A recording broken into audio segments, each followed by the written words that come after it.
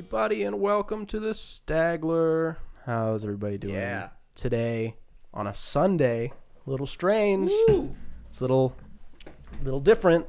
To get in the Oscars mood. To get in the Oscars are on mood. Sunday. Exactly. Right? The Oscars are exactly 1 week from today, right? Wow. And then that's actually kind of nuts. And then 1 week after that, we'll have our show where we talk about how bad the Oscars show was. Yes. And we can talk about why it sucked and why it was very embarrassing and why we love all the original songs being played throughout the show. There's no way they do that this year, right? They just play the music videos. Any of the years where they just don't have to do that, this is a great chance for them to just not do that and try something else. Like what? What's your idea? Bring in freaking Travis Pastrana. Okay. And have him do like a BMX motorbike trick. To the music? Yeah, they're like, this is best original score for Mank. Okay. And then it's like doing Mank sounds, and Travis Pastrana's like, I could see that working as long as he's dressed up in like makeup that makes him look black and white. Okay. Because I could deal with that.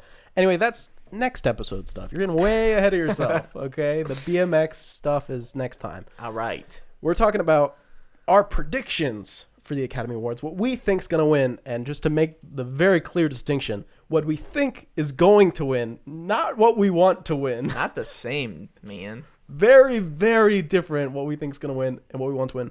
Last year, did either of us put Parasite as our we think it will win? No. There's Who no would do way. that? Nobody would do that. We both had it for the want. We both had it for the one. And, you know, sometimes dreams do come true. What a glorious day that was. Yeah, it was a magical day, but What do we even think was going to win? 1917? probably. Yeah, I think that Ridiculous. was what fools we were. Hey, fine by me. If Glad to be a fool. that's okay to be wrong there. Anyway, why don't we pump the brakes a little bit? I'm Justin, Yo, I'm Nick. and let's get right into our weeks, what we've been up to, which for me was not a lot because I've been watching all these Oscar movies. Same, but Yeah. a little bit different. A little bit. Let's see. I want to start off. I have a very special announcement. Hit me with it.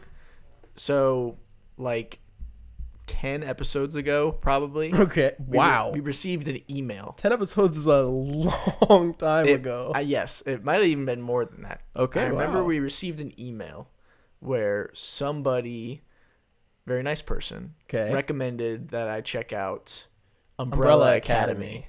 And I am pleased to say, okay, I have not started it yet, but listen, I have great news for this person. Sure. Starting now, all I have to do is watch the new season of Snowpiercer. Okay. And then right after that, it's only like 8 episodes. I just watch that, and then Umbrella Academy is all mine. It's on Netflix, right? Yep. I remember I saw it had a poster. You know how they changed the posters and everything? I think it was like a monkey, like a spacesuit, and its name was like Pogo or something like that. So Sounds great. Spoilers for that. So my bad, but So if you're still listening to the show, I am going to watch it. I promise. Very it's cool. Next on my list after the next. that is the 2 show spots with down. Elliot Page, right? He's in that show? I don't know. Okay, I want to say he is. Because I think the story was that he was going to continue his role on the show even after coming out. Okay. Which is very, very cool. Awesome. But yeah, keep me updated with that. I'll let you know if it's any good, any or I good. can just That's shit the on thing. it. That guy who's listening, or woman, if you're like, wow, this show fucking sucks, like, you're not going to feel that great about recommending it. Hey. But it's okay. We all have our things. Guys, one of my favorite shows ever is Z Nation. So, like, there you go. Exactly. Oh, what a good show. When are you going to watch that? Go off some stranger's recommendation, but I'm like, hey, Z Nation is the second best TV show ever made. The second best TV show ever made, behind what? Twin Peaks. Okay. And then Mr. Robot's right below it, then Breaking Bad. You know how it is. I know how it is. Okay. Anyway, that was cool. Yeah. But I started a new anime. That's very interesting. Oh my gosh. I've only seen a couple episodes, but it's called Megalobox. Yeah, I know all about Megalobox, except not really. I just know it's boxing. But super boxing. Yeah. So it's like if Rocky and Real Steel had a baby in terms of like the boxing, not like the story, but so it's like normal dudes, but they have these like super like exosuits that like power up their punches and stuff. Very cool. And that's like how they box. How far are you? I've seen 2 episodes. Okay. I think I might be wrong, but just to brace you, I think this ended up being a Promised Neverland situation with Megalobox. Apparently. So just get ready for that. I might be wrong. It might not be the same exact situation, but I remember season 2, people were like, the show's not what it was. So there you go. Good. Have fun watching that. Thank you for telling me that, because I actually thought the show was really cool. Yeah, a lot of people did. I heard. It has like that really cool like Cowboy Bebop 90s style animation with like the cool main characters just like vibing. I mean, he looks similar too. And yeah, kind of. And it just has that really cool style, and the music the music is not like Cowboy Bebop, but it's like the music is like super prominent and very like original and really contrasts with like the dark kind of gloomy story. And the main character, Joe, he seems pretty cool. I don't really know much. I've seen about like 40 minutes of this. Subbed or dubbed? Subbed. Okay. What do you mean? I know. I always try to watch the original first, no matter the language. And then if I like go back and rewatch, I'll watch the dub if I feel like it. That's what I try to do too on the rewatch. But I don't do that with English films. I don't rewatch it in a different language with subtitles. Well, sometimes, if I'm like scrolling the TV and it's like the Spanish channel and it's like Mad Max Fury Road. I'm like, sure, right. Turn it on. I remember one time we had a campground that we used to go to, right? And the only electronic we had in the whole campground, I didn't have a phone yet, was a little, like, could fit in both your hands CRT TV with a DVD player inside it. That's awesome. So one that you just plug in and you're ready to go. And we had a little DVD collection. And I remember one evening, I think it was raining, and like my parents were out, drinking somewhere. They're like, "Oh, just stay with your brother and like be good," So I couldn't go outside and play. I was stuck in this little camper, and I was like, "Okay, I'll look at the movies." What movie do we have? Liar Liar. I was like, "Oh, I love Liar Liar." It's like 10 a.m. I was like, "Why not watch Liar Liar in the morning? This is great." I watch it. What a great film. Yeah. Movie's over. I'm like, okay, it's like noon. What do I do now? I got it. I'm going to watch Liar Liar, but in Portuguese. And I took that whole day, and I watched Liar Liar in every single available language, and that was that afternoon. I watched it in like French, German, Portuguese, Spanish, Best version? I mean, I said Portuguese first for a reason. It was. I was kind of impressed by the work they did. Because, when you're talking, Jim Carrey's character will be like, I can't tell a lie. But the Portuguese dialogue is like, and they have to fit in like a lot of syllables in a short amount of time because the movie has to keep on rolling. Yeah. So it takes a lot of talent. So I'd like to shout out the Portuguese dub of Liar Liar. Wow. One of Jim Carrey's greatest. Just incredible stuff. Have you seen Liar Liar? No. It's really fun. Maybe? You should watch it. I think I still have it. I can loan it to you. Is that the one where he's like... Yeah. He's like, the pen is blue. The pen is blue. The goddamn pen is blue. I think I might have seen this. Great film. Anyway.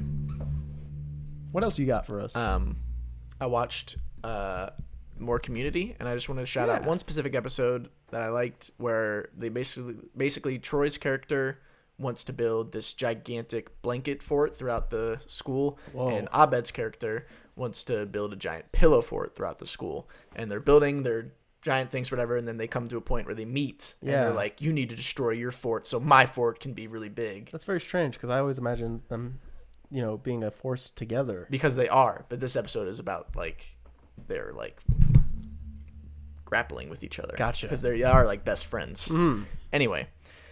And then the episode kind of turns into like this. It's really funny. It's like one of those like History Channel documentaries about war that you would see, where like there's just the narrator, and it's like Abed's pillow fort moved forces to the south side of the school, and then it has like these funny like diagrams that like shows all the stuff, and that's like the whole episode. And it has like just like it's filmed kind of like they're like, look at this like black and white war footage, and it's just like people hitting people with pillows. I thought it was a funny little clever episode. That's cool. Yep, still on the Community watch. Just wanted to give a shout out to that specific episode. And I started, well, I didn't start, but kept watching Invincible throughout the past few weeks, which I know I just saw the first. Only watched the first episode just to make sure it'd be something that I'd even be into watching. I don't know if I'll continue it right now, but it's definitely something that I might come back to. Not saying I hated it, but I just like to test the waters. Be like, oh, watch a little bit of this, see what kind of hits me the right way. Invincible hit me in the head and the gut and the neck. The past few episodes, they've been pretty good, I guess. I don't think the show's like great, fantastic, but I think it's good. It can be pretty funny, and just like the fights are pretty cool to watch most of the time. Yeah. One thing that I can't get over is how much the main character Invincible looks exactly like Bolin from Korra. Yeah. They look exactly the same. They look maybe same universe. Never know. So yeah, maybe that's where Bolin went after Korra ended. He just went to another dimension with superheroes, and he was like, "Yeah, that seems about right." But yeah, and that's pretty good. I want to learn more about the motivations of certain people, and some of the characters lately have been really bothering me just because I think they're being stupid. What's the do we know the game plan for this? How many episodes, and if it is multiple seasons? Or there's 8 episodes. I don't know. I'm sure there'll be another season, but I don't know. Don't know of a plan or anything. I don't know how long the graphic novel is or something. Right, exactly. And there's been 6 episodes, I think. I think so too. Yeah. So there's like 2 more that need to come out. So I don't know. You're in deep enough, you might as well finish it, Oh, I am, for sure. I like it. I just don't think it's like amazing. Right. It's like where you'd put, I feel like when we talk about like stuff like The Mandalorian a lot, I feel like people come away with it. It's like, oh, they hate The Mandalorian. It's like, no, Mandalorian's good. There's just a lot of things wrong with it. Invincible is probably, where would you rank it? Like a little bit below The Mandalorian? They're so different. They are very different. But Invincible's funny. The Mandalorian is not funny. Oh, it has funny parts with Grogu. He eats the frogs. And you're like, Grogu. I guess. But I don't know. Invincible, I laugh at Invincible. Okay. Most of the time. Yeah, I wasn't laughing during the last 5 minutes of the first episode. That's the funniest part. Okay. Maybe we should move on to... And you didn't have anything else, right? Other than Sopranos? No, nothing else other than Sopranos. It's that time where we can talk about the Sopranos. Okay, and season 3. Yeah, we finished season 3. I will be completely honest. I watched all of season 3 like 2 days after our last episode. Oh wow! I just went, bam, and did it. Refresh me. What's been going on in Sopranos? They've been chilling. Yeah. We could do by character, probably be the easiest, like major characters, right? Okay, who do you want to start with? Start with, I don't know, Ralph. I hate Ralph, so let's get Ralph, out of the way. He shows up. He's like, yeah, I want to be a captain. But he's like a super mega asshole. And he's like a dumbass. He's stupid. And he's got like his hair like parted in the middle, so he just looks like a loser. Looks like a creep. And he is a creep. He's just kind of like being annoying all the time. Always just like overstepping his boundaries. Yep, and like being stupid. They have the family from New York. One of their guys moves down to Tony's area, and Ralph's kind of talking to him. And, maybe he's going to be a little dishonest with Tony. Maybe he's not. He's kind of fooling around. He's like, why won't Tony promote me? Yeah. And then he murders his girlfriend. His, 20-year-old... Yeah, she's pregnant 20. girlfriend. Yeah, and he like brutally murders her by like smashing her face against a guardrail. Beats her to death. Yeah, outside the bar, and then Tony's like, "What the fuck are you doing?" And then he punches him, which is like a big no-no because he's a made man. Yeah, and now Ralph is all angry at Tony. He's like, "What? Why are we Tony? I can't believe this." Blah, blah, blah, blah, and then Tony's like, "I'm gonna make you captain," and he's like, "Oh, well, Tony, this is great." That's a little, untrue. The guy he wants to make captain dies. Right. Well, yeah. And so he's like, I guess he is the second best choice, and that's how he makes him captain. He's a good earner. And Ralph, in the back of his mind kind of knows that he's only been made because this happened to the guy, but he takes it and he seems relatively happy. You know, yeah, at the he end of seems the day. alright. He seems But like they're he's still him and Tony kind of butt heads a little bit. good. Yeah. Tony does not like him at all. And then his big decision at the end of the season is when he decides to have Jackie Jr. popped for his quite large misstep. Yeah. He, robbing the poker game. Which is an idea that he got from Ralph. Yes. So, you know, Jackie Jr., he just couldn't stay out of the game. You know, it was he was too drawn into it. He brought his buddies in and they tried to rob a bunch of men. Poker game so they could seem like they got big balls so they could get up there. But they kind of backfires. Rob a game that has Chris and I think Paulie's there too. Is he? Maybe, yeah. And they kill somebody. Yeah. And then Chris like shoots a couple of them and then they're like, Chris, I'm so sorry, man. Yeah. And they kill him. Bam. Yeah, he runs away and he goes and he hides with Omar.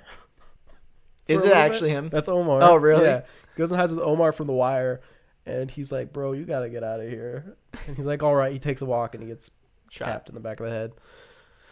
Sad way to go. What are you going to do? By a really, really fat man. He's large. Very large and in charge, apparently. Mm-hmm. He handled business. So that's kind of Ralph and Jackie Jr.'s kind of thing going on right there. Yep. And then I guess related to that would be Meadow. Meadow, yeah. They had a little thing going on between. Have a thing going on. So she first, the beginning of the season, is with Noah.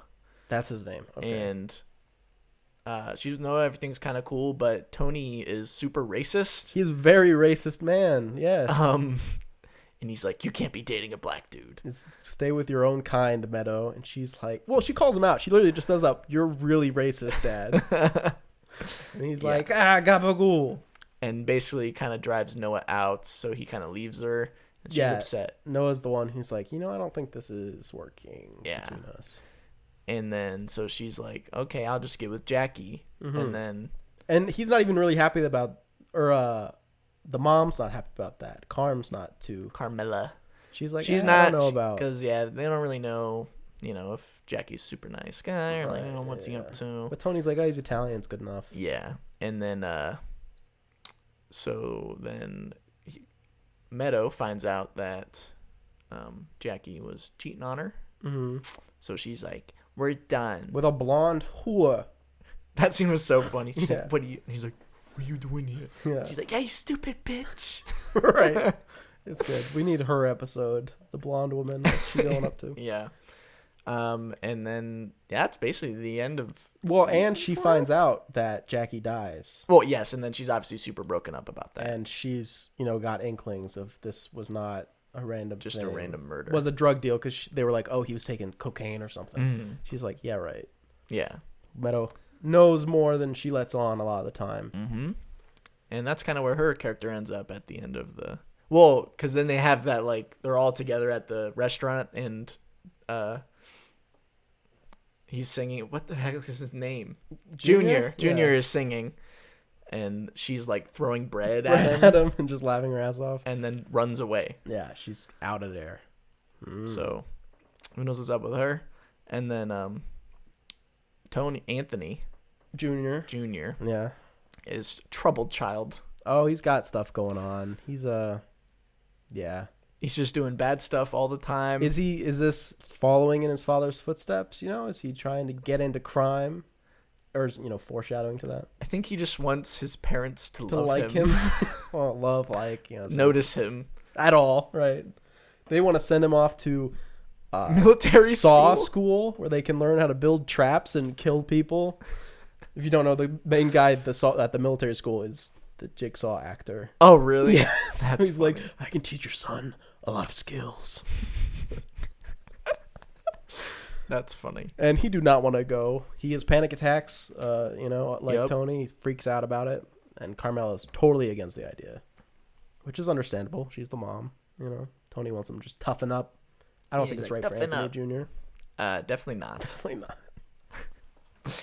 not. Who else you want to do? Melfi? Dr. Milfy?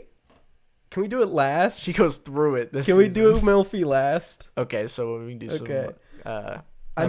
Chris. We can talk about the FBI for a quick sec. Totally foiled because Meadow takes their bug lamp. Wait, do they bug it in this season too? That's right. The first episode. The first episode is they bug Tony's house with a lamp in their basement where he has all his meetings, you know? And it's supposed to be close enough that there won't be any interference and they'll get a clean message. Basically, that's kind of sitting in the background for a lot of the season. And then Meadow's just like, I'm going to take this lamp. And they're like, we're just like, damn it, Meadow. Yeah, that was funny. That is pretty good. We can talk about Artie. Artie Bucco. Artie Bucco. That's your dude. I love Artie Bucco. He has a lot going on this season. Also a very troubled man. He's got a drinking problem. Him and his wife not getting along anymore. They want to get a divorce. Yep.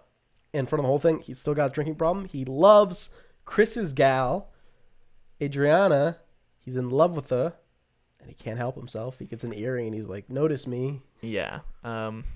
He's still a good chef though, right? Right? Maybe. Adriana's not having it. She knows what's going on. Mm-hmm. Chris, they do not get along very well. Christopher. We love Christopher. So what's up with Christopher? Oh man. He's amazing. What doesn't happen to him? Oh, yeah. I am like, he's my favorite character, and like every time he's on screen, he's in some sort of like extreme pain and distress. He's like Jesse. Yeah, from Breaking he's Bad. kind of like that. He just gets it all the time.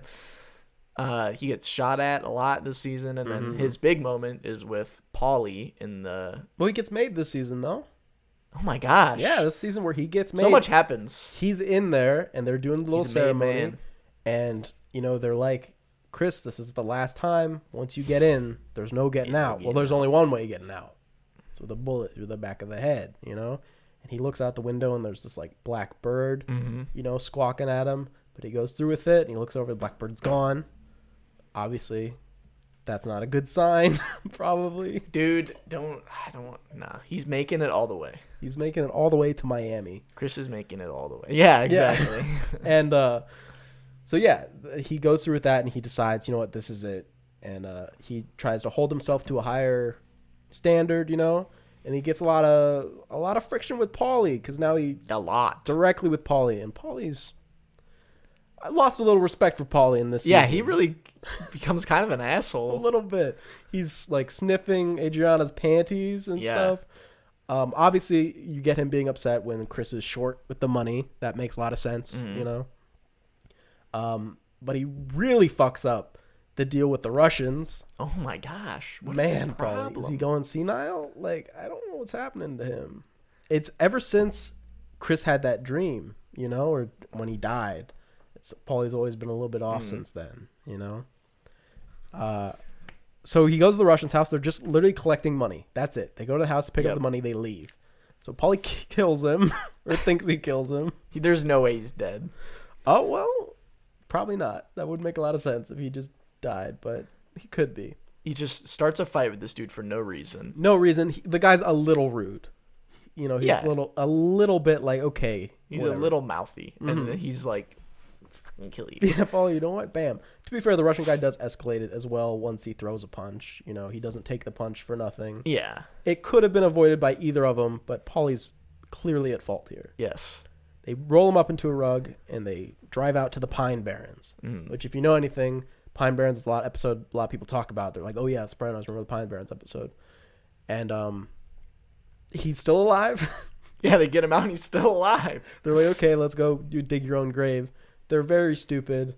They get hit with a shovel, and he runs off. Paulie shoots him in the head. He literally shoots him in the head. You see chunks fly off, and he just keeps running.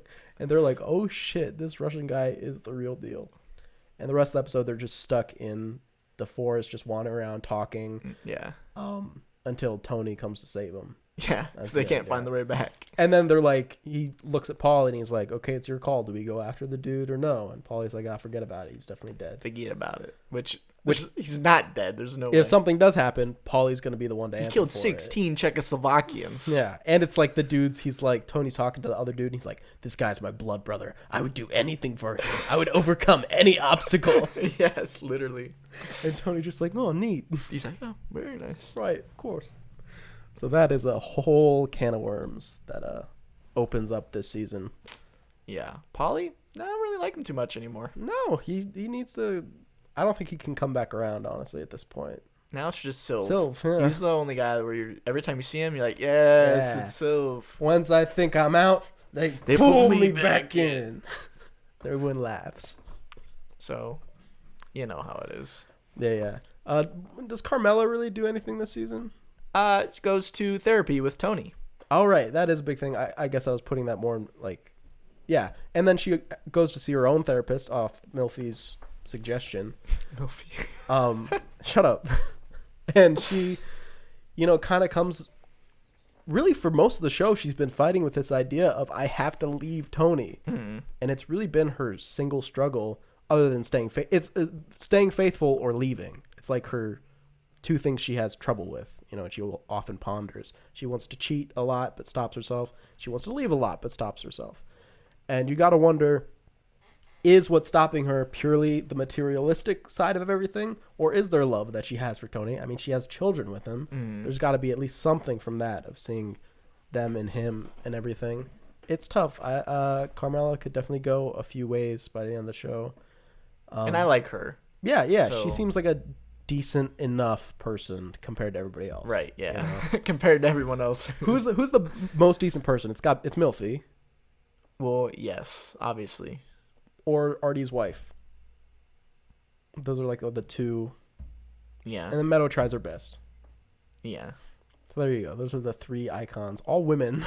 Are there any good men in Sopranos? Oi, I mean, does AJ count? He's just a kid. He's just a kid, and he's not a good kid. Yeah, he's a bad kid. He does bad things. I mean, but it's because of his parents. Really, you could say that's kind of the point of the show, though, is how, Tony suffers with this legend of living up to his father and everything, and just of masculinity. Like, remember Junior's whole thing? It's like, oh, you eat pussy, you must be gay.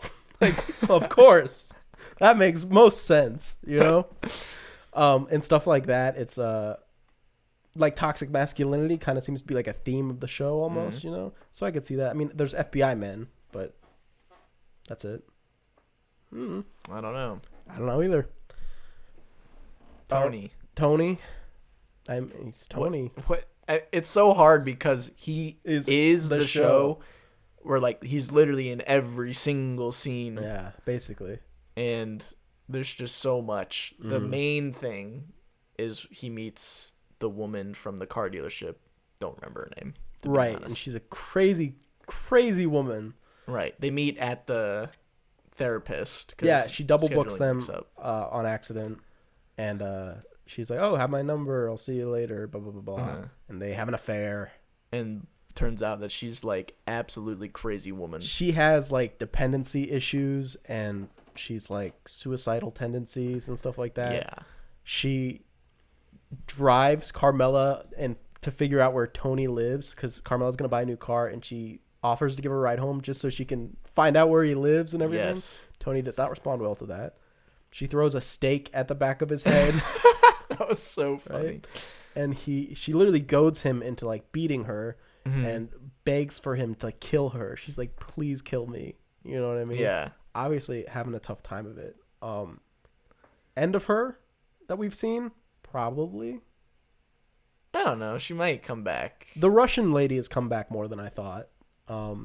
Tony, I miss you. Tony, I miss you, baby. Please. Can't we just be friends? Whatever she says. I don't know if we'll see more of the crazy woman, but she definitely is, gives Tony more of a warning of what he gets up to in his personal life as well as his business life. Business. Tony also makes a decision. It's kind of an off thing. It has to do with Junior, to send that old guy to do the hit on the one cousin of whoever who kills that fat dude or puts him in a coma, right? Yeah. And he's like, okay, and they send this really, really old, like, mobster. He's like coughing up a lung. He's on the last step of life, right? And he goes in there and he has a really rough time of it, but he does do the hit. He does do it. He does accomplish it. And, the guy explains, he's like, I haven't done anything in years. Going out like this was actually a good thing for him because he felt useful, and I guess he was. Junior takes this really tough, but we find out it's because Uncle June has cancer, and he wanted the old guy to die of cancer because these things come in threes, and he's very superstitious about that. So now he's afraid that he's going to die of the cancer that he has. And that'll obviously continue as the show goes on, dealing with that. And I guess that leaves Milfy.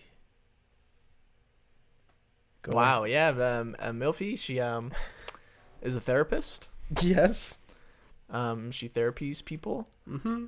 And like early in the season, yeah, just literally out of nowhere, she's just walking to her car in the parking garage. She gets brutally raped on screen, and I was terrible. Infuriated by this. Like, I don't even know if I like that episode because I was infuriated. I've never been that mad at a show or like at a character on a show. I don't even know which one it is. I was like, I had to stop watching. Mm-hmm. My heart rate was like going. I was like, I can't believe someone would do this to Milfy. Like, I was freaking out. Yeah. I was so angry, which must mean be a good thing to some level because it got me so invested. And she goes through this horrific experience. It happens, and the guy runs away. She's left in the middle of a stairwell, you know. She gets recovered. She's a little bit beaten. Mm. She is trying to come to terms with it, and she, you know, goes to the police. This is whatever. And the police, through some kind of mix-up chain of custody thing going on, he gets going. He gets let free, and they can't catch him again and try him. He's gone, and he can never be punished for it ever. Yeah.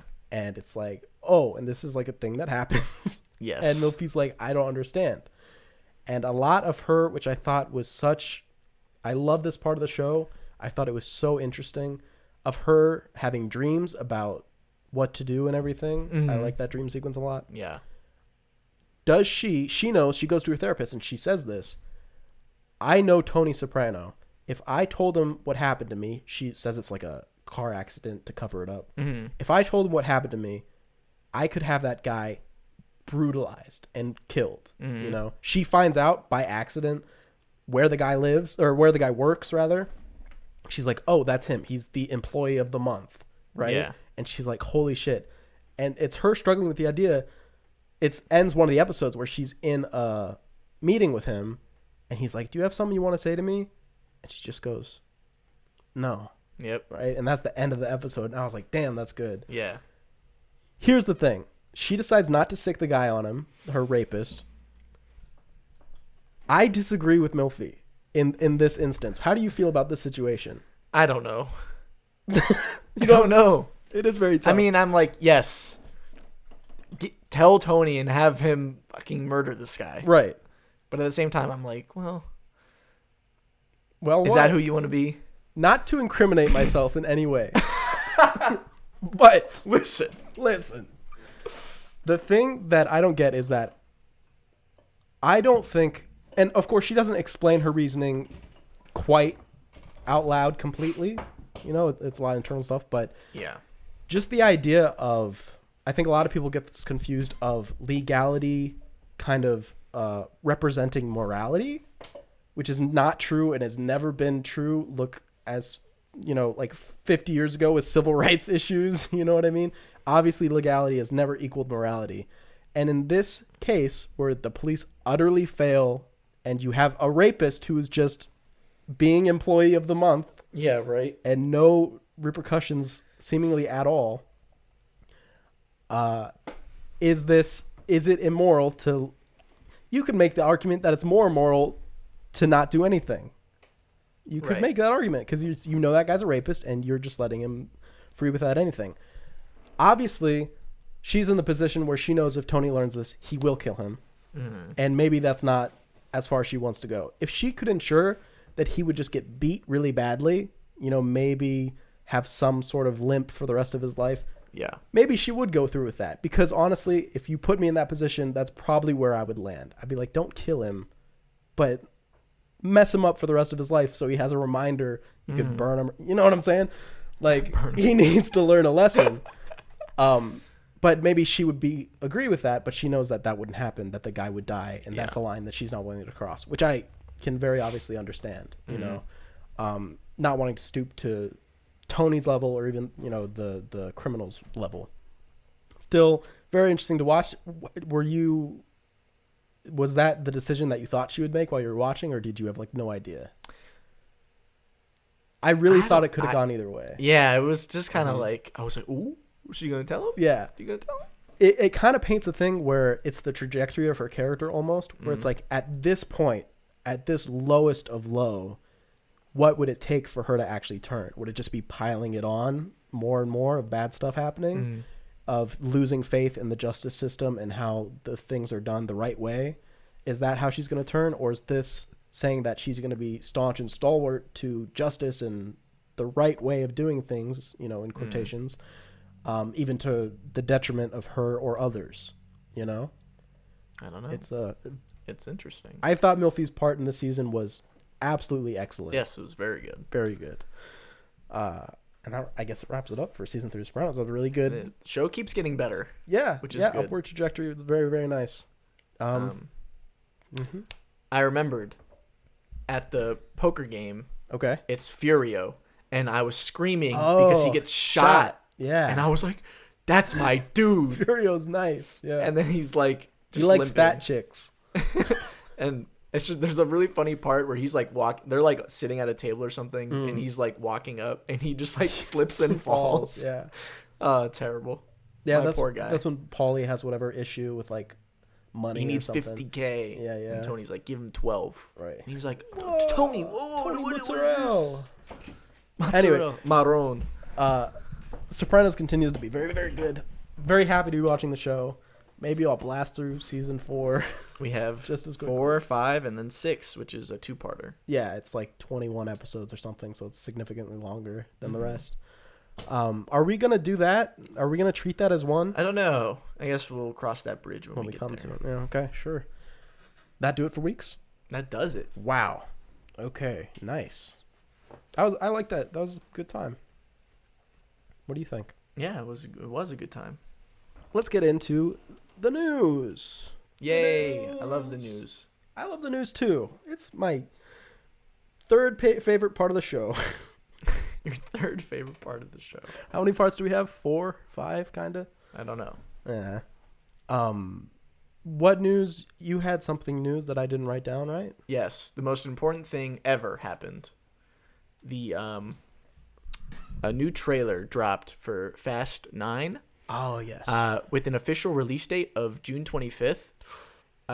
You can bet This your year? buttons that I will be there. This year? This year. That's really soon. If it was guaranteed that I get COVID and die if I went to this theater to watch it, I would still do it. That's how much I want to see Fast 9. Okay. Did you watch the Fast 9 trailer? I did not. I don't have context. Right. The other thing that's great about this is it can push up the two of us. He's never seen the Fast and Furious franchise. I've definitely caught at least one of them at some point. Right, but not the whole franchise. No. Literally my favorite franchise movies ever. It pushes up us binge watching all 8 movies plus Hobbs and Shaw. Plus Hobbs and Shaw. I got to catch that one. And then it also pushes up our Fast and Furious episode. Mm-hmm. We'll talk about the whole series. Obviously, then we'll see Fast 9. Yeah. And we'll have that will be when we do the episodes. Our about episode will be all of about them. June 25th. Our Fast episode. Yep. It couldn't be better. If it gets delayed again, I'm going to be unbelievably upset. Okay. Because last time, way back last year, I literally bought my tickets for the premiere of Fast 9. I bought my tickets. Did they refund you, or does it just roll over? Yes, I got refunded. Okay. And they delayed it. Damn. Is unbelievable. Damn. So hopefully that doesn't happen again. Be very surprised. I could not be more excited. The trailer, wow. Blew you away? Looks incredible. Okay. And we're getting 11 of them? I have no idea. But just keep them rolling until everyone is the dead. end is in sight, they said. Which is, end. wow, I'm going to cry when that happens. That's a discussion we could have at some point where it's like, when is a series of movies of movies or video games, I suppose, when do you let them die? In terms of Fast and Furious, never, in my opinion. Even when the actors die? Well, then if Dominic Toretto is not in it, it's over. Okay. Sure. I don't know. It's all about family. It's all about Charlize Theron. She's in Fast 9. I know. Anyway, the rest of the news, we have a pretty big story, I guess, depending on how much you're into movies. This is terrible. ArcLight Cinemas and Pacific Theaters won't be reopening. Parent company Decurion hands keys back to landlords. I mean, this is terrible. Obviously, this is more of a, a LA thing. Yeah, I mean, we have never been to an ArcLight cinema, but it's the idea of cinema that it's so popular, because I've always heard, I'm going to the ArcLight, going to the Cinerama Dome. Right, the dome is the big thing. Remember they put the Minions on top of the dome? Yeah. Yeah, exactly. And now it's just no more. Gone. Yeah, it seems like this point that nothing's gonna save it like right now, but I'm holding out that there's got to be enough. Which Christopher Nolan? Yeah. Where are you at? Come on. He's still mad that Tenet didn't blow up at the ArcLight. He's like, you guys only sold like 12 tickets. But you gotta feel like the Cinerama Dome is the only concrete geodesic dome on Earth. How freaking cool is that? Wow. And they're just like, yep, it closed. Yeah, get rid of it. But whatever. If you had to repurpose the dome, what kind of place would you make it? Well, listen. Well, they can't tear it down. That would be a fucking atrocity. It would be a disaster. And they can't make it a museum. That would just be too sad. Mm-hmm. Just make it a movie theater. Keep it a movie theater. Just keep it. The other ones can close, I guess. I don't want that to happen, but they can, as long as this like awesome piece of architecture and cinema history can stay. I would fill the whole thing with water. It just looks like it'd be cool. Okay, that's it. Yeah, no big news. This story has to update at some point, right? There's gonna be another thing going on with this. It'd be crazy to just have it go away forever. I don't know. Yes, very sad. Yeah, and it would have been cool to have seen a movie at to actually have gone there at some point in your life. Yeah, that would have been cool. We'll see. Italy. Do you know what Italy is?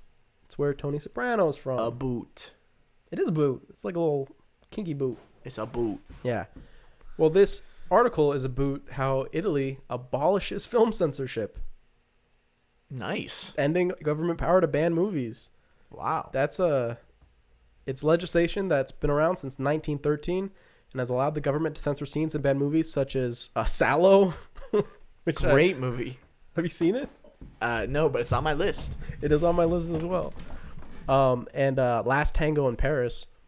And it's a symbolically important move. At least that's what I read here. Mm-hmm. It makes sense on Italy obviously has a history of, like Mussolini and everything. So taking away this thing and saying that the free expression, in film, it's obviously a pretty big deal. There's China obviously is still very, very strict on censorship and stuff. I'm pretty sure in China you can't even show a skeleton because it's like their religion or something about skeletons being bad. Dang, no Spy Kids in China. That must not have been, or they just cut the scene, which really would have made sense in the film because it's just like what. But yeah, there's stuff like that. Obviously we have a lot of countries that cut stuff out like that. The last major case of Italian censorship occurred in 1998 with grotesque comedy Toto Who Lived Twice, which sparked the ire of traditional Italian Catholics for its zoophilia, rape, sodomy, and religious references. Well, nice. I would understand wanting to censor something like that, but I think overall at the end of the day, obviously apart from actual illegal footage of crimes, right. This is probably a good thing at the end of the day. Yeah. And it's just kind of a big deal, like Italy. Italy. Speaking of China, China's film authority orders all cinemas to screen propaganda films at least twice a week. Nice. So what if at the ArcLight they only showed American propaganda films like Top Gun, Godzilla, Independence Day, stuff like that. Let's do it. Anything that received financing, Speaking of Godzilla, sure. I saw a funny edit of Godzilla vs. Kong. Where Donkey Kong instead of versus Thoughtsilla. Instead of Kong, they edited in like this cat. Okay. And it like looks real. It looks like the cat is there and like hitting Godzilla. Hilarious. Highly recommend. Sure. Every cinema in China must schedule and actively promote at least 2 screenings of propaganda films per week, beginning this week until the end of the year. Chinese authorities have declared, announcing the first batch of eligible titles Friday. Do we have a list? Okay, we have Avatar, Jurassic Park. Shut up. It's just, works closely focused on themes of loving the party, loving the nation, and loving socialism. And sing the praises and eulogize the party, the motherland, its people, and its heroes. I mean, I would love to see the tickets, the box office numbers for these films. Very interesting. I wonder if there's also going to be a decree that you have to see at least 2 propaganda films a week, maybe. Who knows? Very China, you do what you do until you don't. Okay. Survey says 39% of Americans say Netflix has best original content of all streaming services. I'm surprised that number is so low. 39%? I'd say... Really? I can't think of anything that would even really contest it. Maybe Hulu? On the 2020 survey, 12% of respondents said Amazon Prime Video offers the best, followed by Disney Plus, Hulu, and HBO Max, which scored 6 to 7%. HBO Max, I mean, a lot of their stuff will get there. And a lot of the stuff that it still has is old, like The Sopranos, but that's original content. Does HBO count? HBO is like, in that case, HBO wins. Right. It's like they have a lot of stuff. Disney, all the Disney films. I think this is actually a surprising number. Oh, see, I'm thinking like since the streaming service was made. That's what I'm thinking. Most of the survey is actually because that's what I was thinking. About. So if you take those numbers, 39% makes sense to me. Okay. HBO, all the numbers make sense to me in that case.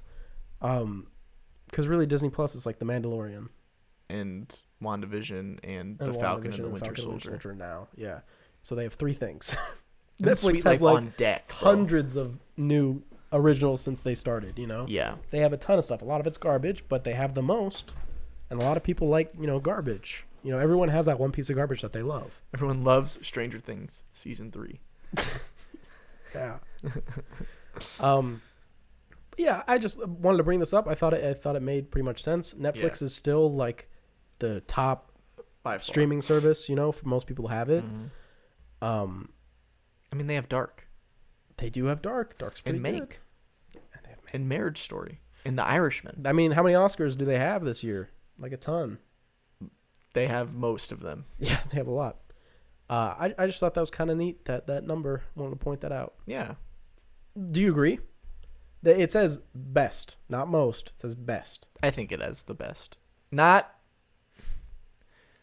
Well, movies lately have been kind of pretty good, but in shows, I would say yes. Shows. Okay. Fair enough. Moving on. I clicked on the wrong thing, but guys, I know the story, so it's okay. Netflix lands a deal for some more content. Oh. And they're going to be getting Sony movies on Netflix now. All Sony movies are going to be coming to Netflix. So Spider-Man. Including Spider-Mans and the Morbius and the Venom 2s. All those movies, at some point, I assume, are going to be moving over to Netflix, which is kind of a big deal. That's pretty cool. Pretty big deal. Spider-Man's like the most popular superhero, As long as this stops me from having to like get a Stars membership or whatever to watch Spider-Man movies, because that was very annoying. I think it's cool. It will only buff Netflix even more. I wonder how the deal is for Sony. I don't know. Sony's kind of a weird company. I can never really keep up with them, especially their movie side of it, which is so bizarre. Who knows what they do? Sony movies are either like amazing or absolute trash. That's really how they feel. Like when you see Sony's Pictures Classics, it's like, this is either going to be like Whiplash, or it's going to be awful. Whiplash. I think that was a Sony movie. I don't know. But yeah, that's just an interesting thing. That's where Spider-Man's going to end up. Wow. You excited for Phone Home? Yes. You know, Doc Ock's going to be in it. Alfred Molina. I don't know. He's going to be de-aged. They're going to use CGI to de-age him into his Spider-Man 2 age, I assume. That's interesting. He was in Promising Young Woman. Was he? Yeah, he was the doctor who was like, or not doctor, he was like the lawyer or whatever, who's like, oh, I regret representing these guys. Oh, really? That was him. I didn't even know. Yeah. Moving on. Indiana Jones 5. Let's go. Remember? Mads Mikkelsen joins Harrison Ford and Phoebe Waller-Bridge in sequel. That's clutch. That's cool. Mads Mikkelsen. What's not to like? Some people are born and they just have a face that it's like, you are like a main character. You know what I mean? Yep. It's like, we're born to succeed. Mads Mikkelsen is one of those people. He's one of them. Like, he could never be like a movie background extra. You would see him and be like, who's that? Interesting. What's his story? That's just the kind of guy he is. I just want to remind everyone that Indiana Jones 5 is still happening. Hey, bring it on, man. James Mangold. I loved Indiana Jones 4 with Shia LaBeouf. Great stuff. I don't know if he's coming back. Love, Death, and Robots. Season 2 trailer leaks. Man, I wish I was there for that. I know, I saw it, but I didn't watch it. So that's shame on me. Love, Death, and Robots, if you don't know, was a Netflix original. Hey, look at that. Sci-fi anthology series created by Tim Miller and produced by none other than David Fincher. The series consisted of 18 short stories. Really? Yeah, there was a lot. I just don't remember it being like 18. I was going to say like 13 or something. All with their own unique animations and stories. Within hours of release, the Crazy Now This World series had sent the internet abuzz. Yeah, I remember. It was awesome. It was big. I remember the show also on Netflix was ordered randomly. And the order that you watched the short films in could have been different from, somebody else. That was a thing that some people were like, oh, that's cool. And some people were like, that's stupid. Don't do that. I don't know where they landed on that decision, but I don't think it really matters probably. I mean, at the end of the day, everyone saw the same 18 Yeah, as long as you watched them all. So yeah, cool season 2. Sure. Animation stuff, fun. It was crazy animation. Like, it was like out of this world kind of some of the stuff they did. Mm-hmm. I liked it. I'll probably like this. Yeah, just keep bringing them on. Yeah, keep going. Yeah, Love, Death, and Robots was super cool. You know what else is super cool? Jojo's Bizarre Adventure. That's right. Part 6. Stone Ocean with Jolene Cujo, who is a girl. And she's the Jojo this time, which is a first. Part 6. I don't read the manga. Also, you don't even know? I don't even know, but I know that I think she looks really cool, and I think it does look cool that she's a girl and she's a Jojo. That's interesting. Just like how Dio. Yeah. Is that cool. Dio? Giorno. Damn it. Dio, this is Dio's son. Okay. So it's kind of Giorno. cool. Or something like that. A son or like a cut. I forget. I know his theme. He's got a good theme. Yeah, I know his theme when he breaks into your house to microwave a ramen noodle packet. That's probably something that happens. I can show you that video later. Anyway.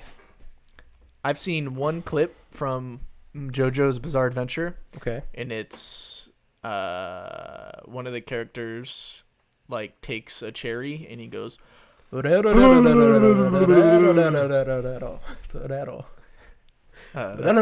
he goes super fast. Yeah, that guy's great. No spoilers here. Yeah, I'll probably watch it someday. I feel so bad because I want to tell you watch JoJo, and I tell a lot of people that, and I always forget how long that show is. A lot of episodes. I've been watching since before Part 5, so when I started, Part 4 was the end of it. I think Part 4 was actually maybe even still coming out because Part 5 wait was long. So I probably only had 70 episodes or something, and now it's 120 maybe. What are you gonna do? It's still less than One Piece. That's true, which is matters. 1,000. The thing with this show is, and I can tell this to anybody who's interested in watching it, is that if you want, you can skip the first 2 seasons. But yeah, I'm not doing that. Because there's no stands in those seasons. The big things. Stands, right? No. oh, okay, well, stands are kind of like the thing with the show, but they don't exist in the first 2 seasons. It's just regular guys fighting, and there's not much else going on. But again, it's, that's where Dio comes from, is the first 2 seasons. That's where most of the important people that'll show up later, are in season 1 and 2. Part 1 and 2, I should say. But you can't skip it if you want. It would also work, as a prequel. Like, if you go back to it, if you watch part 3 and then you're like, oh, who's this Jonathan guy? You can watch, part 1 and 2. Be like, oh, okay, that's who he is. So you can watch it in any order that you want, really, after part 3 on, you have to watch in order. But 1 and 2, you can do whenever. At least in my memory. I'm sure it'll be fine. Okay. I'm very excited. I miss this show. It's cool. If you watch it, you should let me know. I will. It might be a while because I still have I understand. 5 other shows. Well, there's how many parts are there? There's at least 9 parts of Jojo, so it's gonna keep coming for a while. Okay, so I have a lot of time. And part 8 might be 20 years from now. Why? Because I'm pretty sure it's all horses. I gotta read the manga. No, it's all they're riding horses. It's not just horses. Okay. At least that's what I've been told. I think it's called Steel Ball Run. I heard it's the best part, but who knows? Who knows? All they do is ride horses in Attack on Titan. That is not all they do. Well, not lately. Yeah. In the first 3 seasons, though, they ride horses a lot. Half the time. It was a lot of horse time. I don't know. But that's all I had for news. Unless you got another story hidden up your sleeve. Oh, what's this? Look at this. Oh, wow. Turns out that it's time to go to the spotlight for this episode. Is that where you got your COVID shot? Yep, right here. Nice. Which one? Moderna gang. There you go. Represent. Spotlight. Moonlight. What's our spotlight? We are predicting the Oscars. Sure. I think we're pretty good at that. Last year, I think we did pretty good. We did pretty good last time, but this is crazy. It's the first time we've done this on the show because the show started after the Oscars. Right after happened. Oscars last year. So this is the first Oscars show. And this year might be really, really weird. There's no real way to tell what exactly might happen because it's just been so bizarre. Yes. But I still think there's some locks in a lot of the categories. There are a few. I feel like there's a few. Might as well get into it. Yeah, sure. Why don't we go in whatever order you please? Let's say all the nominees, and then we'll get into the rest. Let's start it off with... Let's do original score. Original score. To me, what are the nominees? Sorry.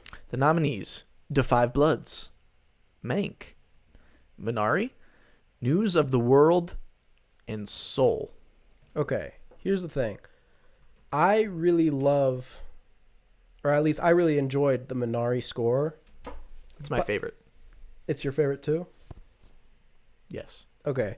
But this one feels like it's going to go to Soul to me. That's the way it is. Right, that's just the way it's got to be at the end of the day, is that the score. And of course, the people who did Mank also did Soul, plus one other guy, I think, on Soul. Right. But Atticus Ross and Trent Reznor and John Batiste, I think is his name, for Soul. They all collaborated. That just seems like it's the way it's got to be, is that Soul will happen and they'll be like, oh, good. And it'll probably win one more, and that's it, hopefully. It might be all it's nominated for. Hopefully. You don't like Soul? But what about the rest of the scores? Da 5 Bloods? To be honest, I didn't find Da 5 Bloods very memorable of a score. Not that I can think of. Yeah, I can't really point anything out either, I'll be real. But Minari, great, obviously. Mank was good. Yeah. And I haven't seen News of the World, so I don't know. I haven't seen News of the World either. Guys, we've seen all the important movies. We'll say that. Obviously, being nominated for an Oscar is very important. But The Incredible Ivan or whatever. It's, Pinocchio. Where is it at? I really need to see Pinocchio, you guys. No, maybe. It's somewhere in here. Visual effects. The one and only Ivan. Yeah, the one and only Ivan. Or That's Yvonne. with Bryan Cranston.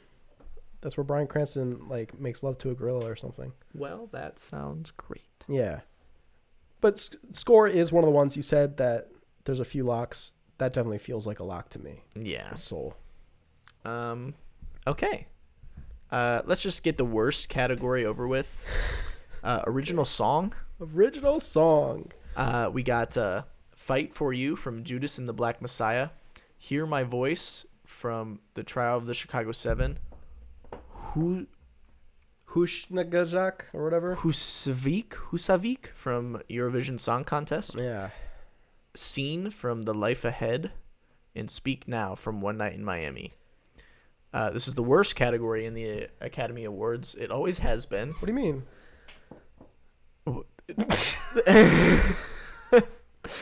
What do you dislike about Best Original Song? Well, the worst part is that they make every show they have someone sing all of these songs, and it's terrible always. What? You don't like it when we just take a break from the awards and just listen to a 4-minute song? The only time it was good was when Bradley Cooper and Lady Gaga did Shallow or whatever they did. You didn't like when John Legend did City of Stars? City of Stars. But he did like an octave up. He was like, City of Stars, high shining. He did it high. Yeah. I preferred when Eminem did Lose Yourself last year. That was great. But did you like when Moana did it and got like smacked in the head with a flagpole? That was classic. But she just kept going. I was like impressed. She powered through it. Damn, she did it good. So yeah, good for her, I suppose. Of the songs that we have listed here, I will tell you that I think I've seen 4 of those movies. The only one that I even noticed in the movie, if they're even all in the movies, right, was the One Night in Miami song, because that has a lot of good music in it. It's Leslie Odom Jr., I think. He's the actor and he was the performer. He was great. Could be nice to award him. Yeah, that is my hard pick. I want, and it should win. I don't have much for should on this category, I'll be real. I honestly don't even know how they pick these. I'm just going to roll with you on this one. Okay, fair enough. That one and should be what? Speak Now, I believe? Yeah, from One Night in Miami. One Night in Miami. Which is in Florida.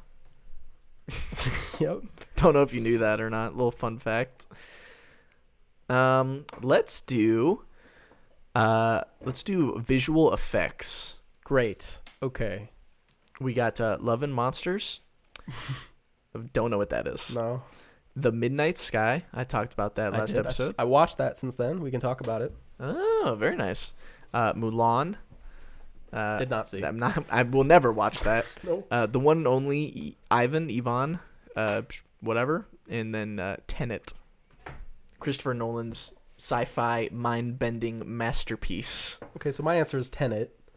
But I hear Ivan's like, it's like the one where it's like the monkey, and it's supposed to be like, oh, that's a monkey, and you can't even tell it's. Oh, so it's like the Lion King all over again? Yeah, sure. And then the Midnight Sky, I mean, the space sections in that film, they really are quite good. That's what I'm saying, bro.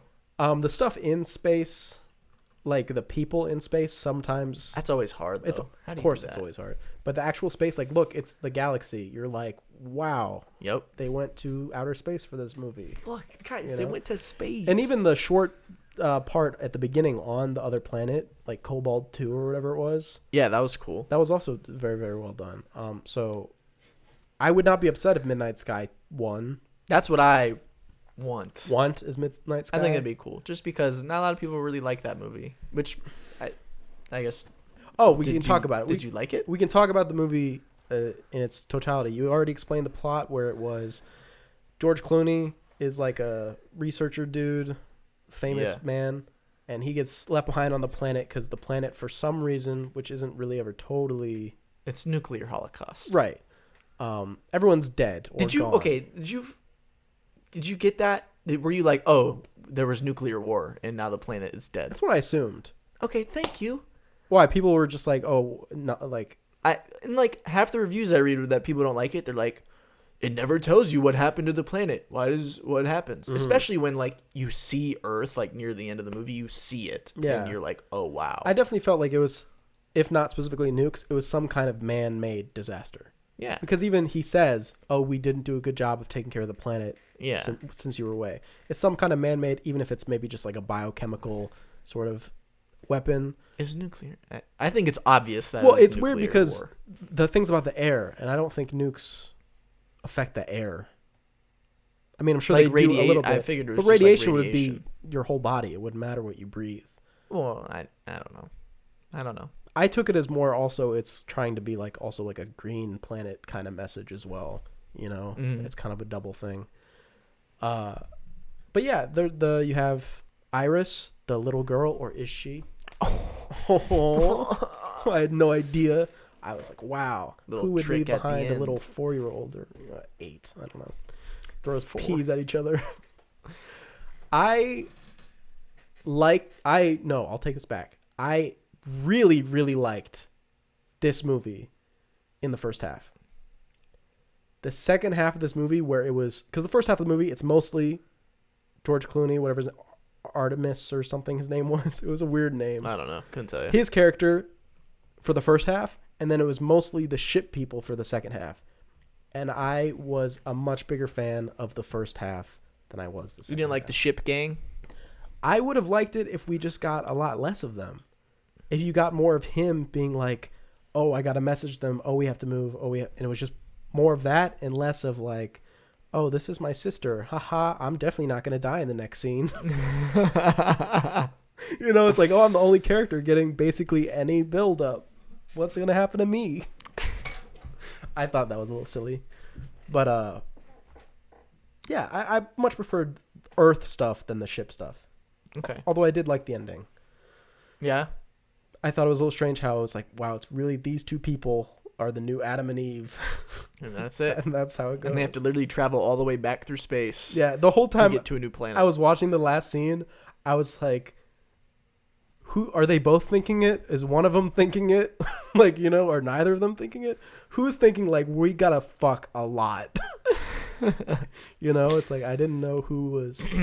I think the guy was thinking it, and the woman was like, "Oh my gosh, humanity's gone," and the guy was like, "Wow, I have a lot to do. I gotta get to work."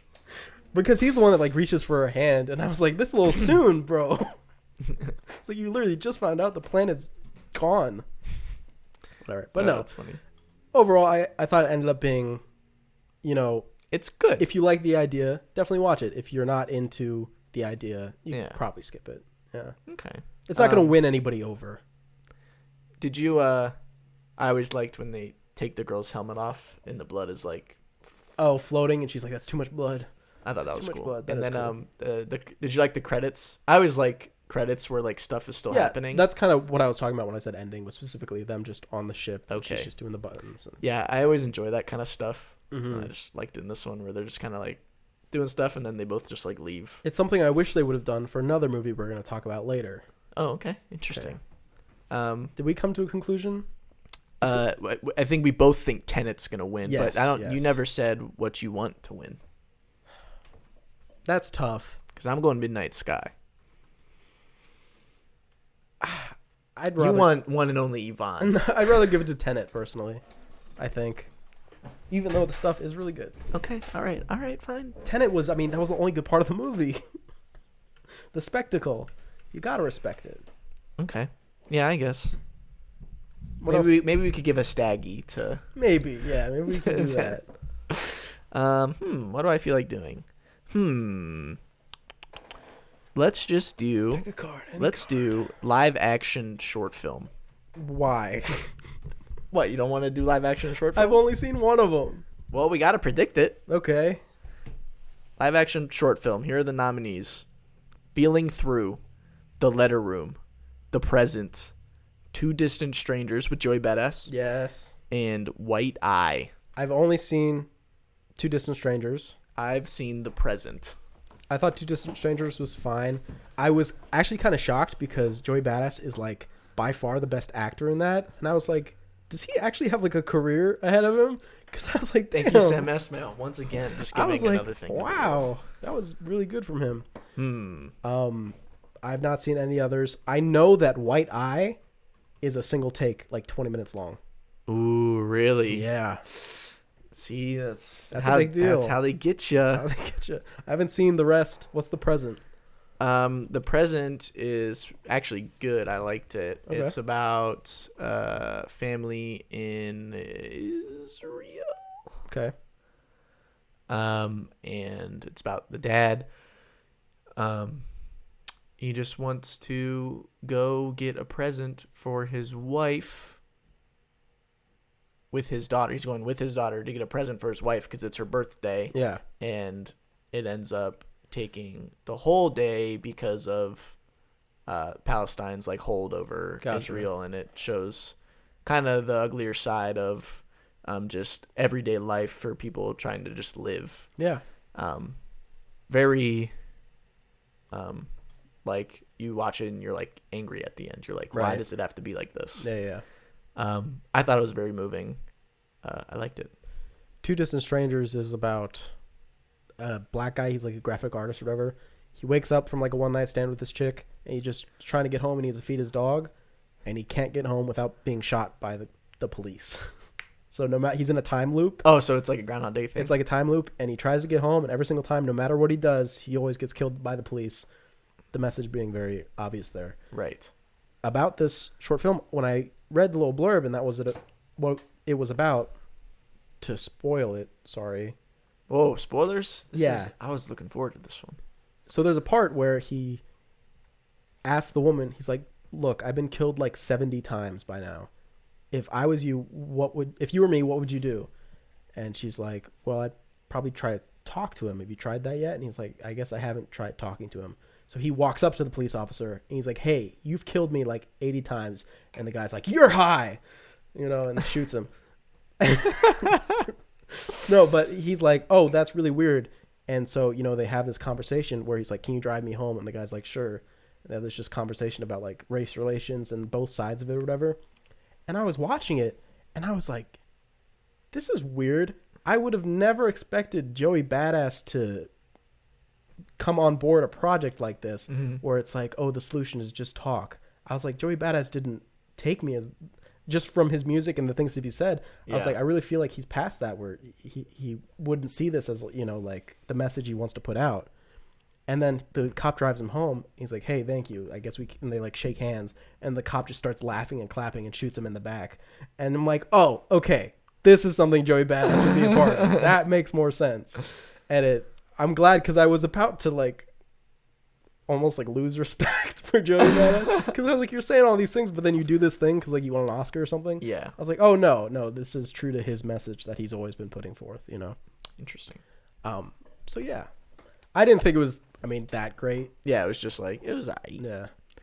I'm gonna just throw out a guess here. Okay. And I'm just gonna go with The Letter Room, because Oscar Isaac is in that. So I didn't know. I'm just gonna go with that one. I didn't know if Oscar Isaac being in it would make it more appealing to people or less appealing, because it is the short film. Is that going to turn people off because they're like, oh no, we need to push smaller, productions? I don't know. That's my guess. The Letter Room. Yeah, I was going to say the same thing. Hey, it's going to be my fine, guess. Man. So I'll be honest. The short documentary are probably my worst predictions. They always are. They're everybody's. They're everybody's worst predictions. Because those are the ones where you're just like, well, yeah, it could be any of them. Right. So let's do let's go to this side here. Let's do cinematography. Oh, okay. We get a real big one now. Yeah, one of the bigger ones here. We got Judas and the Black Messiah, Mank, News of the World, Nomadland, and The Trial of the Chicago 7. In my opinion, this is a very weak year in the cinematography. Really? Compared to the last few years. Basically, what I'm saying is Roger Deakins has not made a movie, so he's not nominated by default because there's nothing to nominate him for. Right. So it feels like a weaker category. I feel like there's one standout, but I feel like it's not going to win. But I still put it down just because I'm too staunch about it. Cinematography, what I want and what I think, what I should win and what I think will win is Mank. It's just the one that has the most production behind it, besides anything. What I'm afraid of for this category is the Nomadland. Okay, I guess this is a spoiler for what I'm going to end up saying. A Nomadland sweep where people go, oh yeah, it won those other awards, so let's give it cinematography too. That's what I'm afraid of. That's what I'm thinking. I think Nomadland wins cinematography here. See, I know I should put down Nomadland, but I'm too... But I'm with you on wanting... I mean, just has anyone seen Mank? Well, I guess that's it is like literally, in terms of filmmaking, it's perfect. I don't know if I want to change. I'm going to stay with Mank just because I feel like they've got to... Stand your ground. I'm going to stand my ground and say I think Mank will win. I think people will understand and be like, guess what? That would be great. That would be great. That would just be lovely. I would love that too. Mm-hmm. But we don't live in a perfect world. We don't. So we're going to see how that ends up. Probably not well. So I will say that I'm not very confident in this prediction. But if I'm being honest, well, never mind. Okay. I was going to say if it's any of the other ones, I'll be upset. But I won't be upset. For Nomadland? No, I wouldn't be upset. I wouldn't be upset for any of them except The Trial of Chicago 7, probably. Yeah. I haven't seen News of the World, so I don't know. Right. I don't know. But anyway, interesting. We'll see how that one turns out. Yeah, who knows? Let's do makeup and hairstyling here. Okay.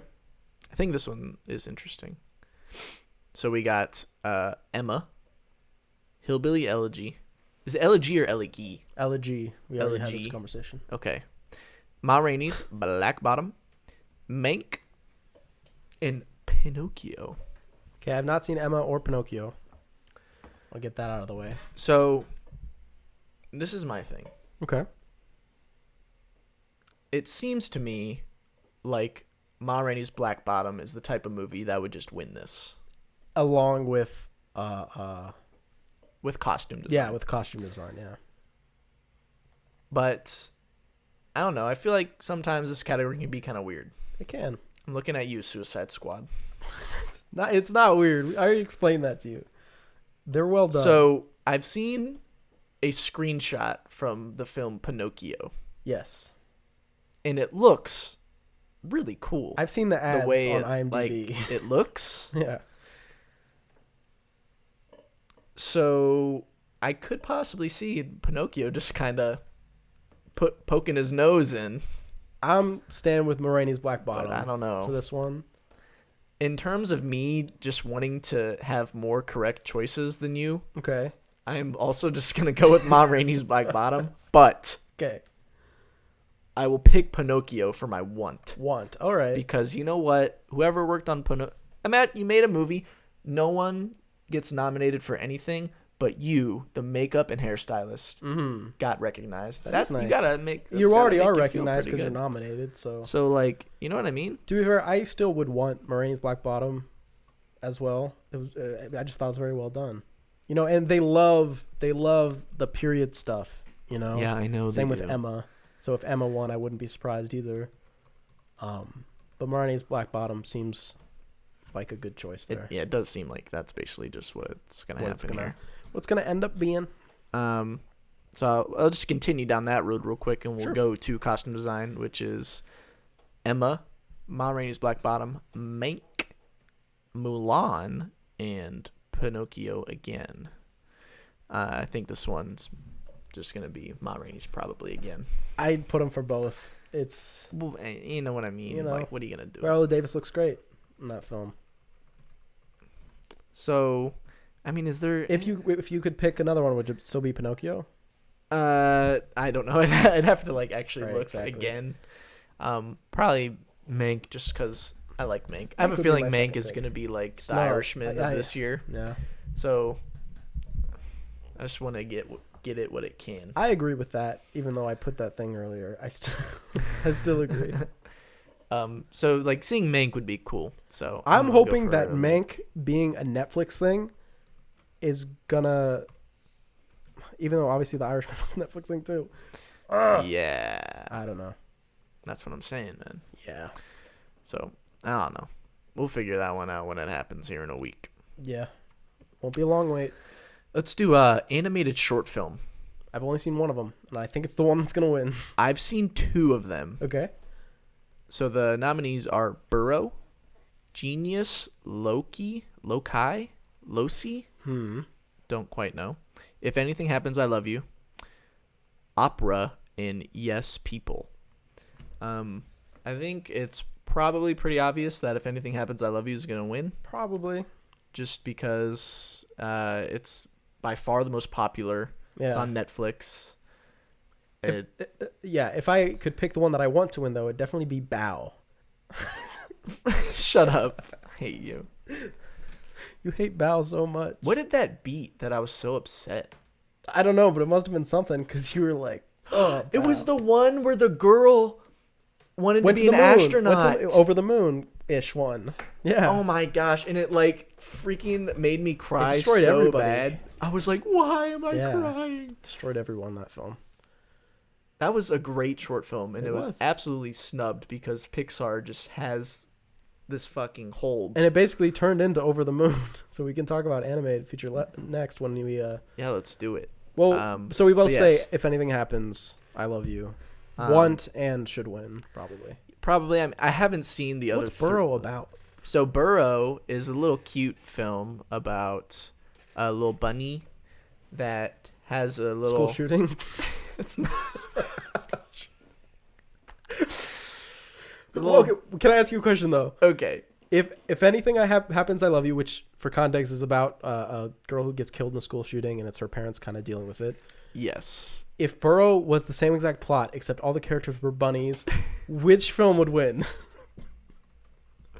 The one with the bunnies and it's like Watership Down edition, or the normal people one? Probably the normal people one. Okay, fair enough. So it's a little bunny, and they have a little burrow that they make, and they have this plan to make this really nice, comfy burrow. But then, someone digs into their thing, the burrow, and they're like, yo, look, and then like goes over, and you see they have all this stuff dug under too. Okay, and she's like, she wanted to be all by herself. And then there's someone else digs in the other side, and he's like, oh. And then they're like, oh, I gotta leave. Mm-hmm. So he goes to find somewhere to be alone, doesn't want anyone's help, keeps on digging into other people's places, goes around and around and around, eventually digs so far down that hits water. And then, oh no, water starts like spraying up everywhere, gotta get out. Mm-hmm. So goes up to all the people that she didn't want to talk to, and they're like, oh, hey, so like I'm about to flood the whole thing, right? And they're like, oh, okay, don't worry, we can work together. Okay. And then they build they dig a thing to divert the water. Dig a tunnel. Yes. Yeah. And then the water sprays away from them, and then they're like, yay, and then they realize, oh, it's okay to ask people for help. Okay, I still prefer the Watership Down shooting scenario. But that seems they all live together. It's very sweet. Too. It's like 5 minutes. Saccharine. It's literally like 5 minutes. Gotcha. Long. So it was real cute, but I mean, it's not Bow. Like, let me tell you. Let me tell you about Bow. All right. So next up, we have animated feature film. Yes. This one's easy. This one. Unfortunately, this one's easy. Unfortunately. Also, I have extended thoughts on Soul, if anybody wants to hear them. I do. Like, Soul is even worse than I thought. No, I'm kidding. I'm joking. I think I figured out what my problem with Soul is, and it's a personal problem, so it's going to be very unsatisfying to anybody who is upset with me. Okay. I know. Wait. I think the problem is I think Soul just came out at a really bad time for me personally. Well, because the message of Soul, part of it was like, enjoy your family and being outside, all the things that you shouldn't do right now. You know what I mean? I think it really just hit me differently where I was like, man, I miss my friends. And then this movie was like, the only important thing in life is friendship and being outside. And I was sitting like in the basement on my 55-inch TV just being like, yep. So will you revisit Soul? Not soon, but I will eventually. I will tell you that now, looking back at Soul, it's still Like, I don't really have any negative thoughts about Soul. It was just, now I'm just kind of like, Soul, it happened. You know? I thinking back, I would revisit it because I think it may have just been bad timing. But it would still be too soon to rewatch it in that case, you know? So we'll see. In a year, hopefully, I'll be able to rewatch it. And you can find your spark. I have my spark. The all spark. Anyway, the nominees for animated feature film. We have Onward. Remember that? Over the Moon. A Shaun the Sheep movie, Farmageddon. Yes. Soul, and Wolfwalkers. Okay, so first we should talk about Wolfwalkers. It is the one that people are saying, if anything wins besides Soul, it'll be Wolfwalkers. Have not seen it. Yep. Apple TV, no thank you. Yeah, that's the one streaming service that I won't get. So, and Paramount Plus, and Peacock. Okay. And Crackle, even though it's free. So I already have it, technically. Technically. You don't have it downloaded. I do. So Wolfwalkers, it's like an Irish folktale kind of thing. That's all I know about it. It looks kind of pretty. It's like 2D, I think. Yeah, it's 2D animation, which is always cool. Yeah, I love 2D, so it sucks that I might not be able to see this for a long time. But that's what people are saying. If it's not Soul, it'll be Wolfwalkers. Quick words about the other ones. What'd you think of Farmageddon? Farmageddon was... I mean, really, it was the Minari of the animated films this year. Awesome. Right? Farmageddon was sweet. It was an alien coming into like a different, in this case, world, but perhaps a country. I thought the really most affecting scene in the whole thing was where the alien goes to the supermarket and he kind of goes crazy. Obviously that's a direct parallel to culture shock that one might feel. Being thrust inside this new culture and just not being able to handle it. It's really deep. I thought it was really deep. And extremely well done, and all accomplished with minimal dialogue. The only thing that the alien says is like "Zooey mama," he goes like, "Oh, Zooey mama." Farmageddon's a great time. It is good. Shaun the Sheep. He's Shaun the Sheep. I like all the noises they make. Yes, it's hilarious. And the humans are also super funny. And it's stop motion. Yeah, what's not to love about just the animation? Looks freaking awesome. It does. No, I really did. I thought it was really, really good. I did think it was pretty good too. Yeah, I don't know if I'll be adding it to my collection, but I would definitely recommend it to somebody who needs their kid to watch something. Yeah. Over the Moon? Over the Moon. Did you see it? Yes. Over the Moon could have been a lot better. Okay. What do you think? I thought Over the Moon was great. You thought it was great? Yes. I thought it could have been great, Thought it was like Over the Moon's like Joker to me. Oh. No, it's not like that. They both have a lot of potential that I don't think they live up to. You didn't like the ping pong match? Ping pong match was great. That was fantastic. That's what I'm saying. I just think it was at the same point refreshing and like a disservice to the film how straightforward the message was. The message was literally love your stepmom. It didn't try to take it and do it in a different kind of way. It was about moving on and having enough love for new people in your life, right? Mm-hmm. And it was like, but that's like exactly the words they were talking about. That's exactly what they said. There was no metaphor. There was no realization at the end of the lesson they learned. It's like, oh, I should apply this to my real life. It was like, no, you are learning this message continuously throughout the film. So I thought it was refreshing to see that in a children's movie where they're just like, this is the issue, let's talk about it. But it also felt like almost like a disservice because, at the end of the day, to me, I didn't feel that. I was very affected. Oh, I was affected. No, yeah. I mean, yeah, I was tearing up by the end. I was like, oh, yeah, you should love your new stepmom, and it's sad that your mom is dead. It's sad that your mom is dead. Yeah. Hu Yi was the boy, was the man. Ho Yi. Sorry, that's a funny Smite Chunga. game. Chunga. Is Chunga here yet? Sorry, these are all lines from Smite game. Let me just vamp for a little bit. So Ho Yi Ho Yi and Smite and Ho Yi and Chang'e are both playable characters in Smite game, one of my favorite games.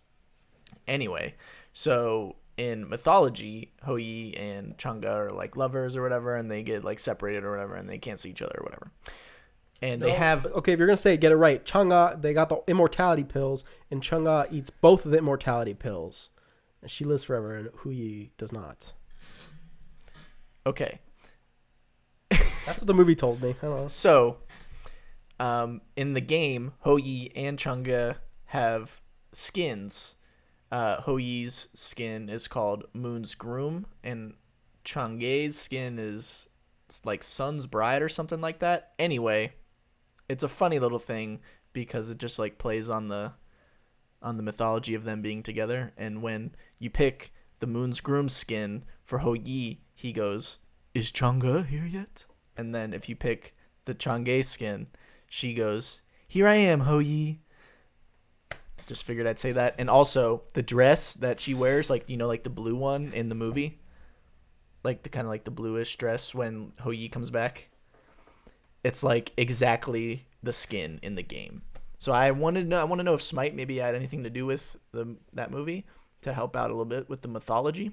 But it was pretty cool. Ho-Yi's ultimate in Smite is he takes his arrows and he shoots 9 stars out of the sky, and they all come crashing down. It's really cool. But yeah, all I could think of the whole time watching the movie was Smite. I was like, Chang'e, why aren't you using your ultimate right now to stun all the little cookies? Are we done? How'd you feel about the Smite movie? Yes. Give me the Smite movie. Okay. Well, I did really like one of the songs. I thought it was really good. Yeah. Did you have a song that you liked? Spectacularia. I remember liking them, but I can't remember actually any of them. They were really, remind me. At the beginning, they were very Disney, like it was like the mom's lullaby basically kind of song. And then when they get to Chang'e, it was like K-pop or J-pop or C-pop, I guess. Whichever pop you need. And it was like beats and thumping bass and like synth. It was like weird. Yeah. I just wasn't expecting it. It was a little like, oh, okay. That's another thing about, I wouldn't expect, I guess I haven't watched a lot of kids movies besides these lately. But you don't expect that kind of music, I guess, in a kids movie. You expect the more Disney-fied kind of songs. Yeah, it was cool. Yeah, well, it was different. Again, a lot of this film was just refreshing because it was different.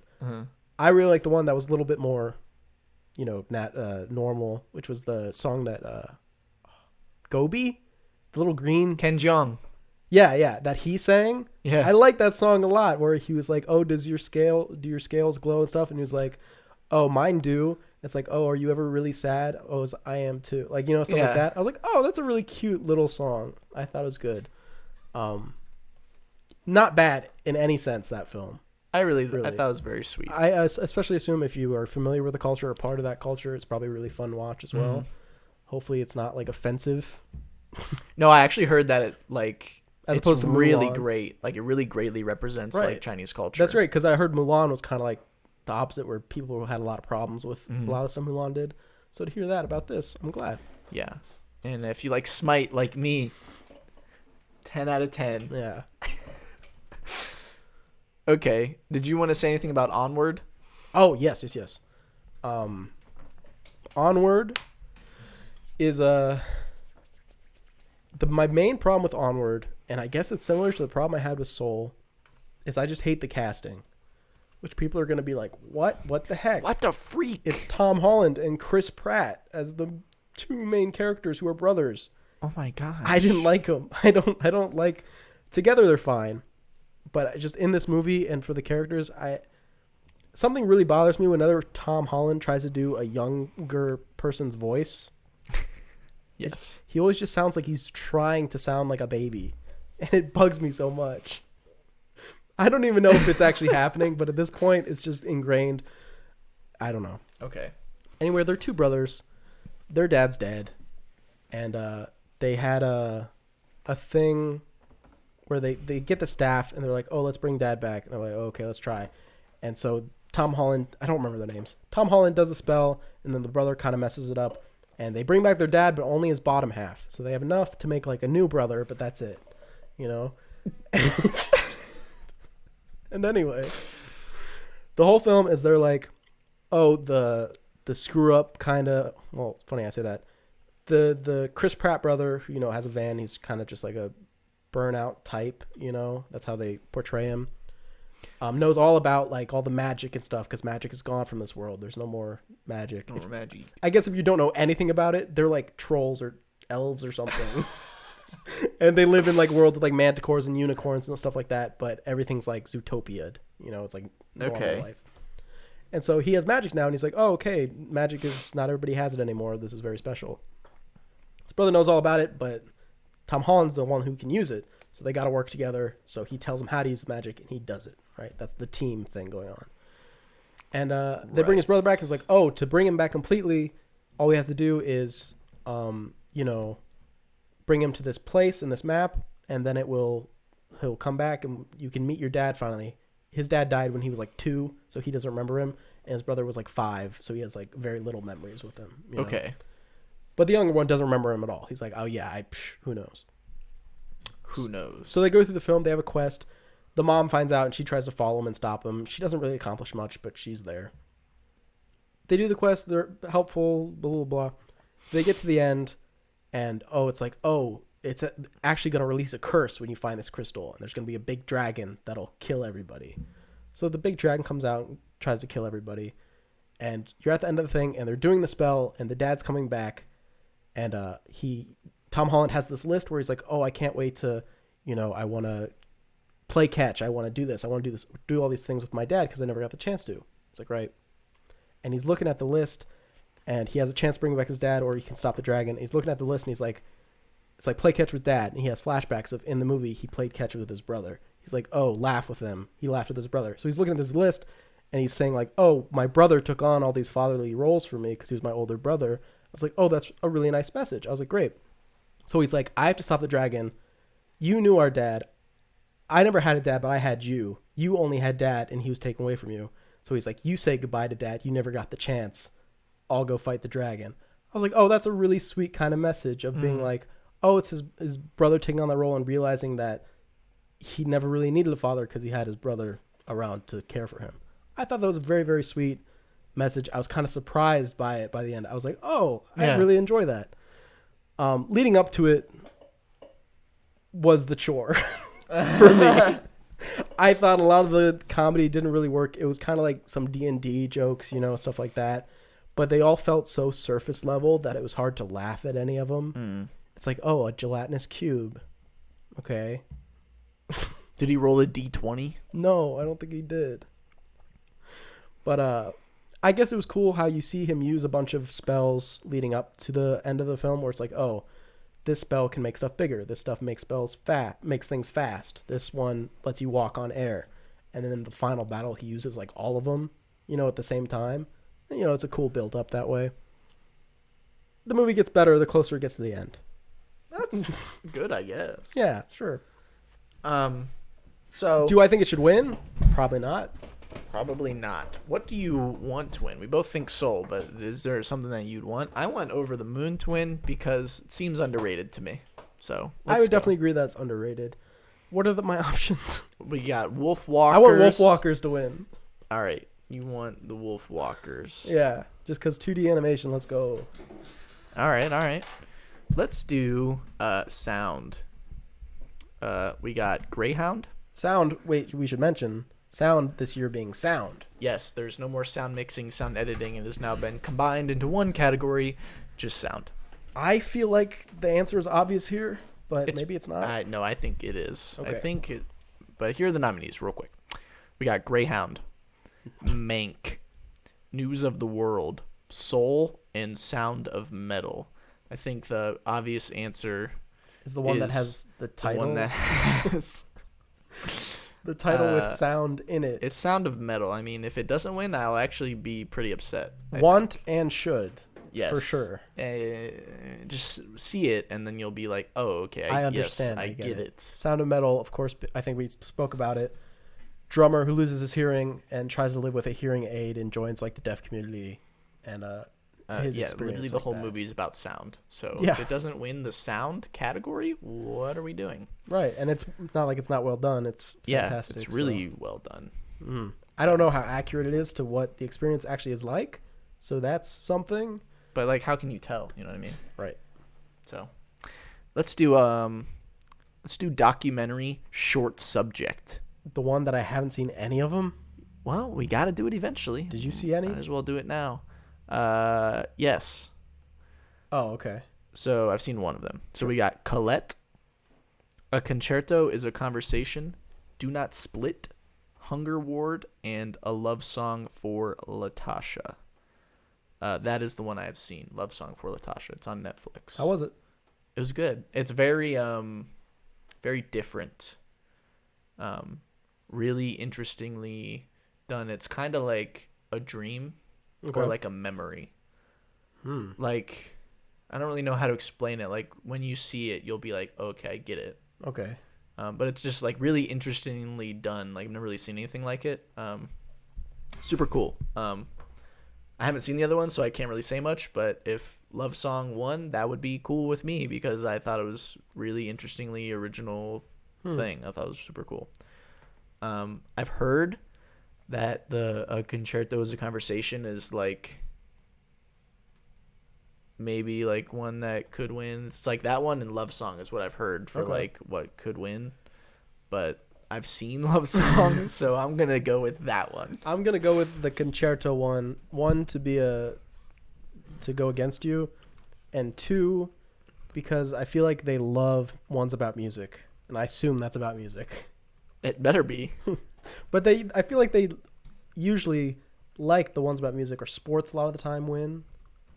You know? Yeah, that's true. I don't know, but yeah, that's that. Yeah, that's that. I'll say about that. We are planning before our Oscars show episode, hopefully to have seen all of the shorts by then. Who knows if it'll happen, but fingers crossed. Yeah. You know how it is, man. Jeez. Next, Best Picture. We'll do it in the middle of the show. No. Oh. We're almost there till we get to like the really major categories. Ones, yeah. So let's do international feature film here. The nominees are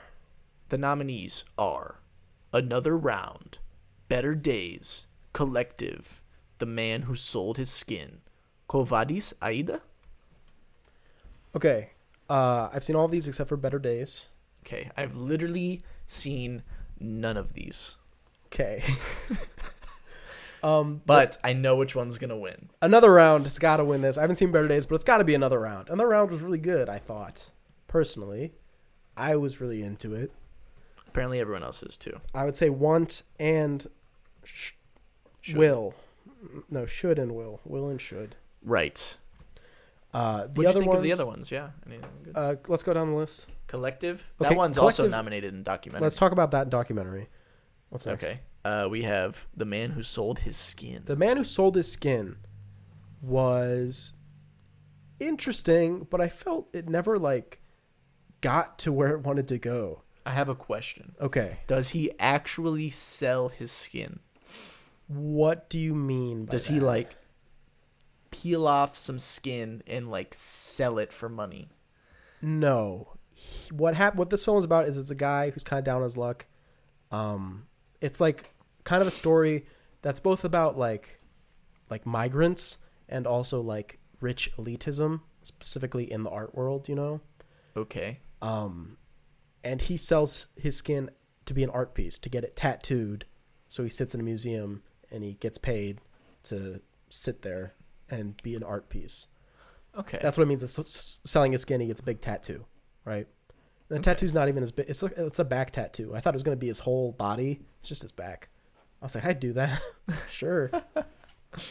And eventually things just build where there was a very uncomfortable scene, at least it was to me, where they're bidding on him. And it's just gross, to watch them be like 1 million, 5 million, whatever. And he's just kind of standing there. And then he fakes. Well, I won't get into. Yeah, no, I don't want no spoilers for these. But I did feel like it was kind of building to something that it never quite got there where it wanted to be. But it was a complete movie. I was a little surprised by the role that the artist who put the tattoo on his back ended up being. I was a little surprised by that. I'm not sure what it means in the message of the film, but who knows? Interesting. Can't say too much because you still want to see it. But I do. Still, I thought it was good. Hopefully all these movies are good, right? Yeah, they're freaking better be. Quo Vadis, Aida. Quo Vadis, Aida, if that's how you say it. I'm trying my best. I was very confused because I thought this was the documentary, when I watched it. Is it a documentary? Okay. No. Yeah, I didn't think so. Because I was like, oh, this is really weird way. This is just like a movie. And it's because it was. But it's based on true events, right? It very closely follows, like, apparently things that really happened, I guess. Okay. And it's about a translator on a base basically trying to get her family inside, trying to take care of herself and her family. She's really the only one who has, like, a function. She's the translator. She's, like, necessary. But also she's pretty low on the totem pole. She's not, like, in the military and stuff, you know. So she kind of has to fight to get anything to happen, right? Right. I spent most of it confused, so that's kind of unfair to the movie. But I thought it was ultimately fine. The ending, the last, like, 15 minutes, I thought were probably, like, the best part of the film, funnily enough. So when you watch it, I would just like to know mostly what you thought of the end of it. Interesting. It's, where are you going? Aida. Yeah. Quiet. So that's what it means. Where are you going? Does Yeah. that make sense? Yeah, when I watched it, I assumed it's where did you come from, but it's where are you going. So that's funny. Interesting. Okay. Mm-hmm. Let's do a documentary feature here. Wait, wasn't there another one that I need to talk about? Yeah, but you haven't seen it. Oh, right. Yeah, Better Days. Better Days. Yeah. Because you wanted to talk about Collective now. Because we're doing documentary feature. The nominees are Collective, Crip Camp, The Mole Agent, My Octopus Teacher, your personal favorite, and Time. I will say this right out. I don't think there's ever been a list of documentary nominees that I've disliked more. Wow. I dislike most of last these. year was really good. That's why. Probably. It was right? like, what, American Factory, Versama, The Cave. They were all very good last year. Honeyland. This year, maybe it is just the juxtaposition of it being very good and then me not liking these. What are your thoughts? Have you seen? I've seen My Octopus Teacher. My Octopus Teacher. Right. Do you want to talk about that one first before I get into the rest? So, I liked it. So, what happened like 3 nights ago? I was just chilling. Okay. I receive a text message from my good friend Justin. Mm. I'm like, oh, what could Justin have to say? Yeah. Justin said something like, I think it was like, have you seen My Octopus Teacher yet? And I was like, yeah, I have. Mm-hmm. And then I can't remember what you said right I after. think I said, does it stay like this for the rest of the movie? I was like, I'm halfway. Does it stay like this? Or something like that. And I was like, oh, so that means you don't like it. And I was like, well, I'm texting you in the middle of watching it. So I guess, yeah. What do you like about what is My Octopus Teacher? Who is My Octopus Teacher? It's literally about it's about this filmmaker dude who like kind of falls out of filmmaking because he like hates his life. Sure. So he goes to live at like this place next to the ocean where he can just like chill and be in the ocean. So like he goes to be in the ocean and he like sees this octopus. Mm-hmm. He's like, wow, this is really beautiful nature. Mm-hmm. So he's like, wow, my drive for filmmaking is back. Mm-hmm. And then he just like goes every single day into the ocean to go find this octopus and like film it. And they form a sort of friendship throughout the documentary. And the octopus, the friendship he makes with this octopus kind of teaches him things about life, hence the name My Octopus Teacher. Yes. I will take back everything I said about this documentary. I actually love this documentary. But I will explain why. I do not love this documentary as a view of an octopus, a mollusk. I don't love it as a view of the underwater world. Because if I asked you, I can think of one thing, but if I asked you, what did you learn about, maybe that's just my bias. I think documentary, you should teach something. There should be like some kind of fact or something that you should learn from a documentary. What did you learn from My Octopus Teacher? I think that it teaches that humans aren't as far separated from nature as we like to think. Okay. I would meant more like facts. Like, I didn't know an octopus could like use things as a shield. You know, that's like the one thing that I learned. Like, oh, an octopus. Yeah, you can learn that. There you go. Yeah. That happens. That was like the one thing where I was like, oh, and that happens like right at the beginning. So I was like, that's really cool. And maybe that just set me up for the wrong idea where I was like, I can't wait to learn all the cool things about octopi. And then it was just like, I look into its eyes and I get rock hard. Oh my gosh. Don't love say this that. octopussy. Oh my gosh. Not what the movie's about. That's like all the reviews on like Letterboxd. It's just like, so when's he fuck the octopus? Exactly. That's what I was thinking the whole time. I was like, did he? Like, no. What? Where do you get that from? You dirty-minded people. No, it's not that. Where I think this documentary just really succeeds is as an examination of the human being's ability and like ready and willingness to anthropomorphize anything. And where it really hits home for me is the part of the film where he's like, the octopus, I thought it was like hunting the fish, right? I was like, wow, it's hunting. And then I was like, wow, she really sucks at hunting today.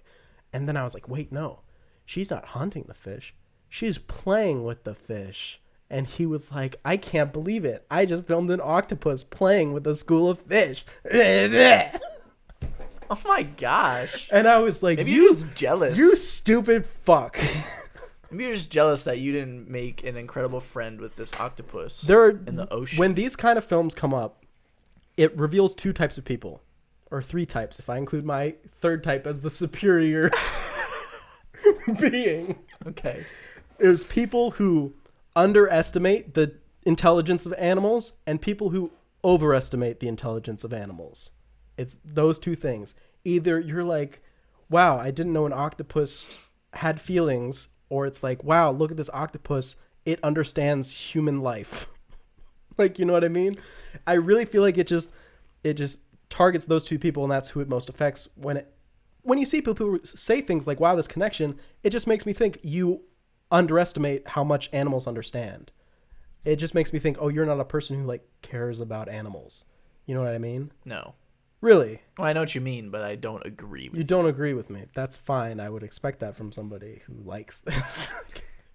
It's nice. It's a nice, sweet documentary that is going to win, and you're going to be mad about it. I don't think it will win, but it might. It might be, I don't know. It's just that the internet will explode. It'll be so funny.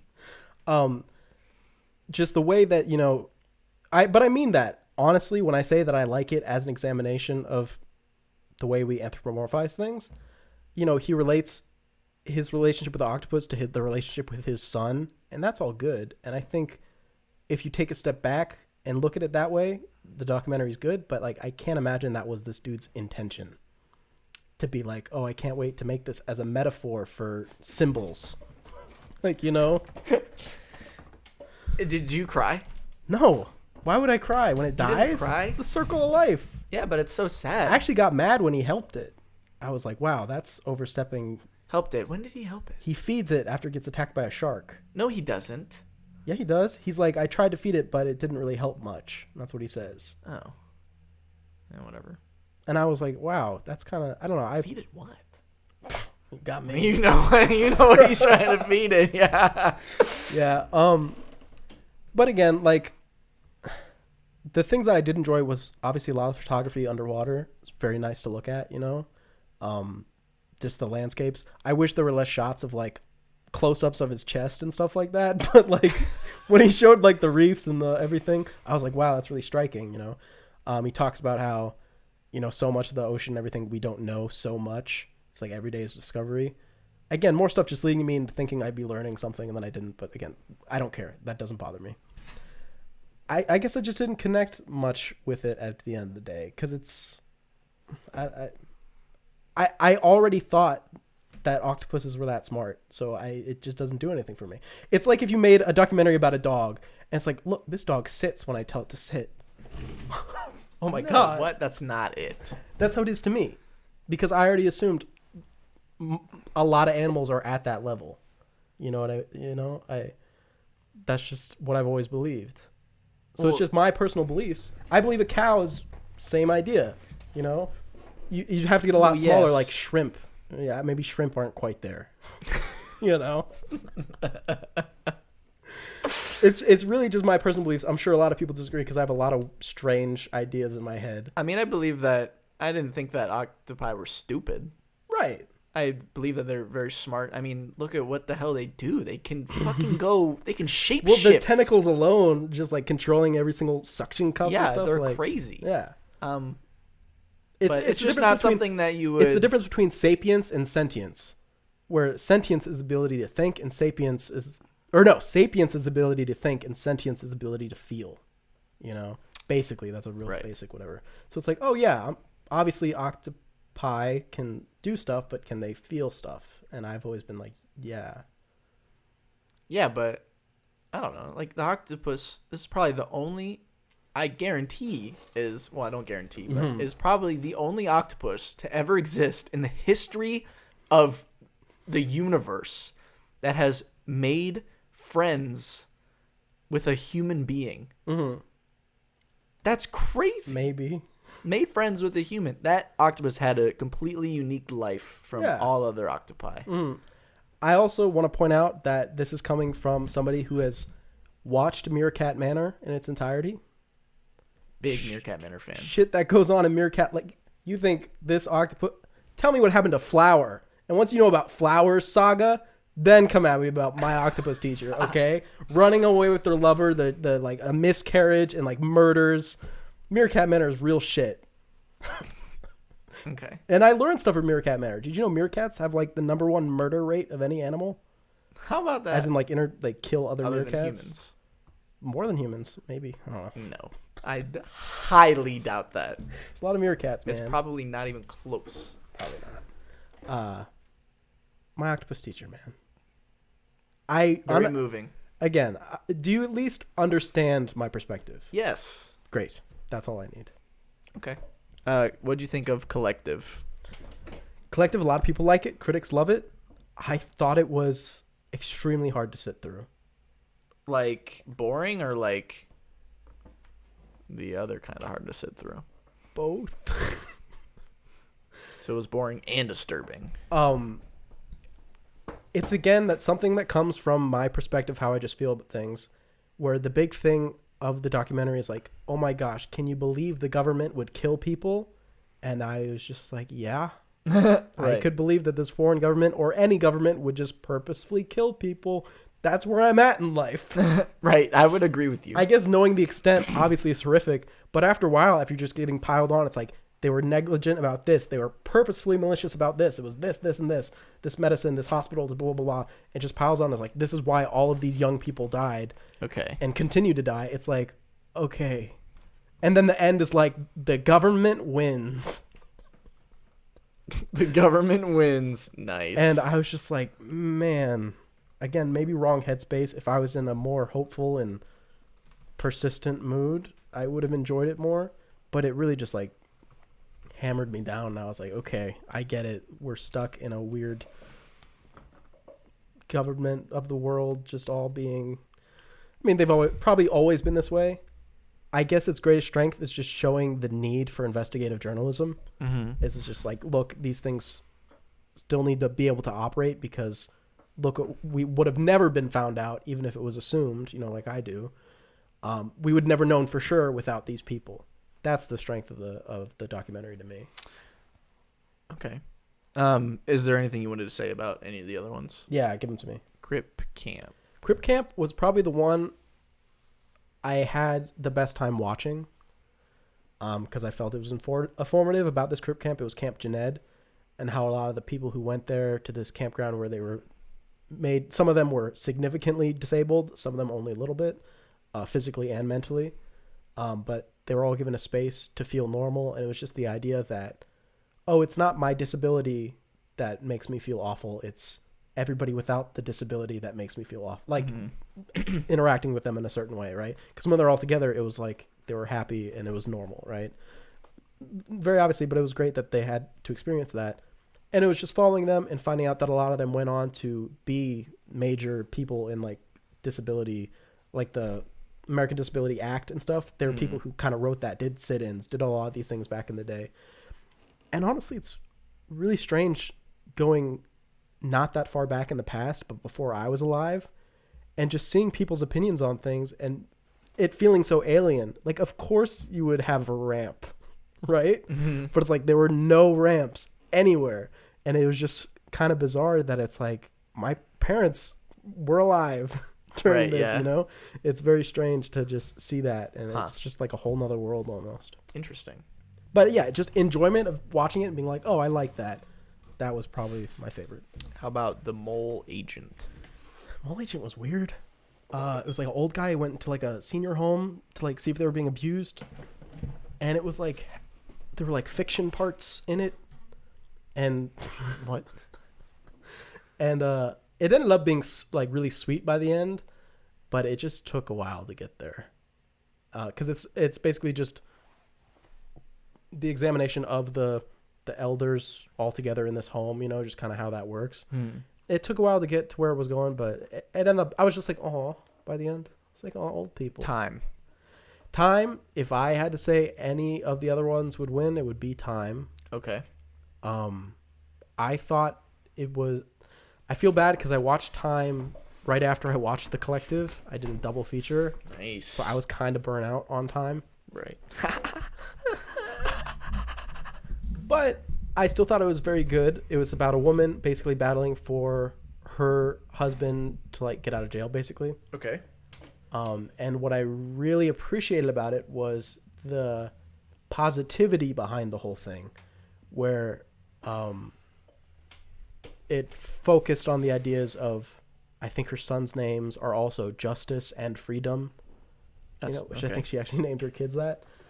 And it was all black and white, and it was like a lot of archival footage of her, you know, raising the kids, talking to her husband, and going to events and speaking out about incarceration and everything like that. Uh-huh. And the ending also was a very, you know, kind of cathartic type of ending where it's like, oh, I'm glad to see things work out this way at the end of this whole ordeal. And after all this time has passed for it to end this way, you know, it was like, oh, good. So, yeah. Nice. I guess positivity would be my favorite thing about that one. Very nice. So, what do you think is going to win? I'm going Octopus Teacher. Time. You're going Time? Is there something that you want to win? I'm going with Octopussy. I'm also going with Octopus. You want it to win just because? No, because of what I said. If you look at it the way I look at it, I think it is honestly a great documentary, and people loving it for the wrong reason is also adds to that fire. Okay. So I want Octopus Teacher to win. There's one thing that I will say. I think we're the only creature that does that. Does what? Anthropomorphizes that way and being like, oh, look, they're human. Oh, okay. Well, I think cats do it, maybe. Okay. Or cats think they are human. I don't know. I wanted to say that it is a travesty. Okay. That Dick Johnson is dead was not recognized. Just wanted to say that. Expect to see Dick Johnson on a warpath at the Staggies. Staggies. We will explain what that is at the end of the show. Yeah, we're going to keep on teasing it, though. Okay. We're going to keep teasing Dick Johnson instead. Let's do production design. Okay. We have The Father, Ma Rainey's Black Bottom, Mank, News of the World Again, and Tenet. I guess I should have watched News of the World. Yeah, what the freak? I thought it only had like one. Yeah. It's got like 4. I'm actually... It's kind of interesting. Well, never mind. It's not. I'm actually really split on this one. I'm not. What are you thinking? It's Mank. That you want and... No, I think Mank is going to win. That is it. But I have another one that I think was really well done. That I think is probably really overlooked. Okay. And that would be... Hold on. Let me... Is it Tenet? No. It's The Father. Yes. I knew it. You knew it after the second guess. You had what? Never mind. Let's talk about Mank first. Obviously, recreating like Hearst Castle, I think it's called, and just the sets and the like big old living, like every it's literally scene amazing in that film. You're just like, wow, look at this place, you know, with the old architecture and everything. Uh-huh. It's really just well. And I hear it's like impeccably, what's the word? Loyal, you know, to how it really was. Sure. That's just what I've heard. It's like, oh yeah, that's exactly what it looked like. These lots, haven't changed. Yeah, that's so cool. Very cool, and you can tell by looking at it. It's just blows you away. However, so obviously it's gonna win. Blah blah blah. Good. Yep. The Father. If you don't know what the film is about, okay, it's tough knowing when to explain what the movie's about. But The Father. We'll do it. We'll do Best Picture, definitely. Best Picture. But I need this for context, obviously. Okay. Father is Anthony Hopkins, and it's about a guy who has dementia, Alzheimer's, what have you, and is living his life, basically. I'll get into more questions I have later, but basically things will change and outfits will change. It's kind of like I'm thinking of ending things almost in that way, because you'll see things subtly change, but it seems like one continuous film. You don't really notice it until other than actors changing, stuff like that. You see a lot of small details in the setting, which can help place you in reality if you're paying attention. You know kind of when or where he is. So I thought that was a great aspect of it, especially coming from stage to screen. Keeping something like that in line is another tool that you might not necessarily have as much control over on stage. And it was just a very clever addition, I would say. Yeah. Interesting. Would you want that to win? Over Mank? No. Okay, well. But if it did win over Mank, I would not be that upset. Okay. A little upset. Let's do film editing. The nominees are. Where we got it? It's right there. Okay.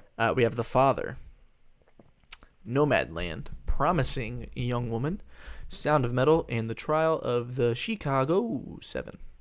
How do you feel about this award? I think this one's kind of tough. I think it's tough too. I do have an answer though. My initial thought goes to Sound of Metal. Okay. Makes sense. Yeah. Editing and sound editing kind of go hand in hand at a certain point. So I think I'm going to lock my answer in there for Think. Think Sound of thinking Metal. Sound of Metal. Let me know what's up with you. I think that what's going to end up winning editing is The Trial of the Chicago 7. That would be a travesty. Because if Bohemian Rhapsody taught us anything, is that The Trial of the Chicago 7 will win. However, then we can have another funny YouTube video. But I do think that the editing was a monumental task for what Aaron Sorkin wrote out in this, where you have modern day flashback, court scene flash. You have a lot of stuff going on that maybe it's good when it's written, but I think that it ended up being a lot better than it could have been thanks to the editing. Okay. And maybe other people say that. And it's also a lot of editing, which they seem to like. They love it when there's 75 cuts in 2 minutes. Right. So I'm thinking Trial of Chicago. I'm not that happy about it. But I do think it's wrong to say that it's not an accomplishment to make it as comprehensive as it is because it bounces around so much. Which, if anything, is a failure of the directing more than it is right anything else. Is there something that you want? What are my choices? We have The Father, Nomadland, Promising Young Woman, Sound of Metal, and The Trial of the Chicago 7. I have something. Okay. It's The Father. Yeah, that's the one I was kind of gravitating to, but I didn't want to seem like a broken record. Okay, so would you like to? I think The Father was extremely well edited. No, it was, and it's the same idea behind the production design. So the editing would definitely not be upset with The Father winning. And yeah, I guess over Nomadland and Promising Young Woman, The Father would kind of be the one. So are you with me on wanting The Father? Yeah, but editing has always been weird. Hasn't their it? Picks, they're always kind of strange. Okay, cool. Now we're officially into all the big kahunas. Okay, let's do adapted screenplay. We have Borat, subsequent movie film. The Father, Nomadland, One Night in Miami, and The White Tiger. The White Tiger. White Tiger. What are you thinking? Are you gonna watch The White Tiger? Yes, it's on my list. Okay, I liked it. It's not gonna win. Right. I mean, usually it's just it got one nomination. Right. So good. Congratulations, you were go. Nominated. This seems to me. This happens a lot with. This seems like Nomadland to me. It doesn't everything seem like Nomadland. Yeah. Which I shouldn't sound so upset about because Nomadland's great. It is very good. I don't really see anything. I think Nomadland's got it wrapped up. I am really happy that One Night in Miami got nominated. Yeah. Because that movie, if I can talk about it for just a second. Sure. It's Cassius Clay, Muhammad Ali, right? Same person. Malcolm X, football player, I forget his name. Jim Brown, maybe? Sounds right. Yeah. And Sam Cooke, I think, singer. Okay. All in a room. This did not happen in real life. Right. But basically it's like, what would happen if all these 4 people got in a room and talked? Mm-hmm. And it was, the first 30 minutes of the movie is not that. And it sucks. Oh, jeez. It takes a second to actually get there. I'm like, skip it. I get it. They get in a hotel room. It was really, really rough, and that's the part that Christopher is in. Christopher. But once they actually get in the hotel room and they all start going back and forth, I was like, wow. Kemp Powers, the guy who wrote it, I think he also wrote Soul, maybe part of it. I was like, yeah, this is really, really good stuff. And the performances were all good, especially from Leslie Odom Jr., who I guess we'll get into that later as well. But I thought the writing in that, I'm just glad they got nominated. Yeah. Don't think they're going to win, though. So we're both just on the Nomadland train. Yeah. Is that what you want to win? I don't... See, for me, I'm just like, I don't really care in this category. I guess I would want One Night in Miami to win just because of what it is, Okay. I'm going to go White Tiger just for fun. Never seen it, but it's the only thing it got nominated for, so I'm going to root for the underdog here. Sure. You know what I mean? Yeah. White Tiger. That movie's a little too long. Richard Parker. What did you want? His name's Balram. You said One Night in Miami. Yeah, sorry. Okay. So now we can move on to the original screenplay, which I think is far more complicated. Yeah.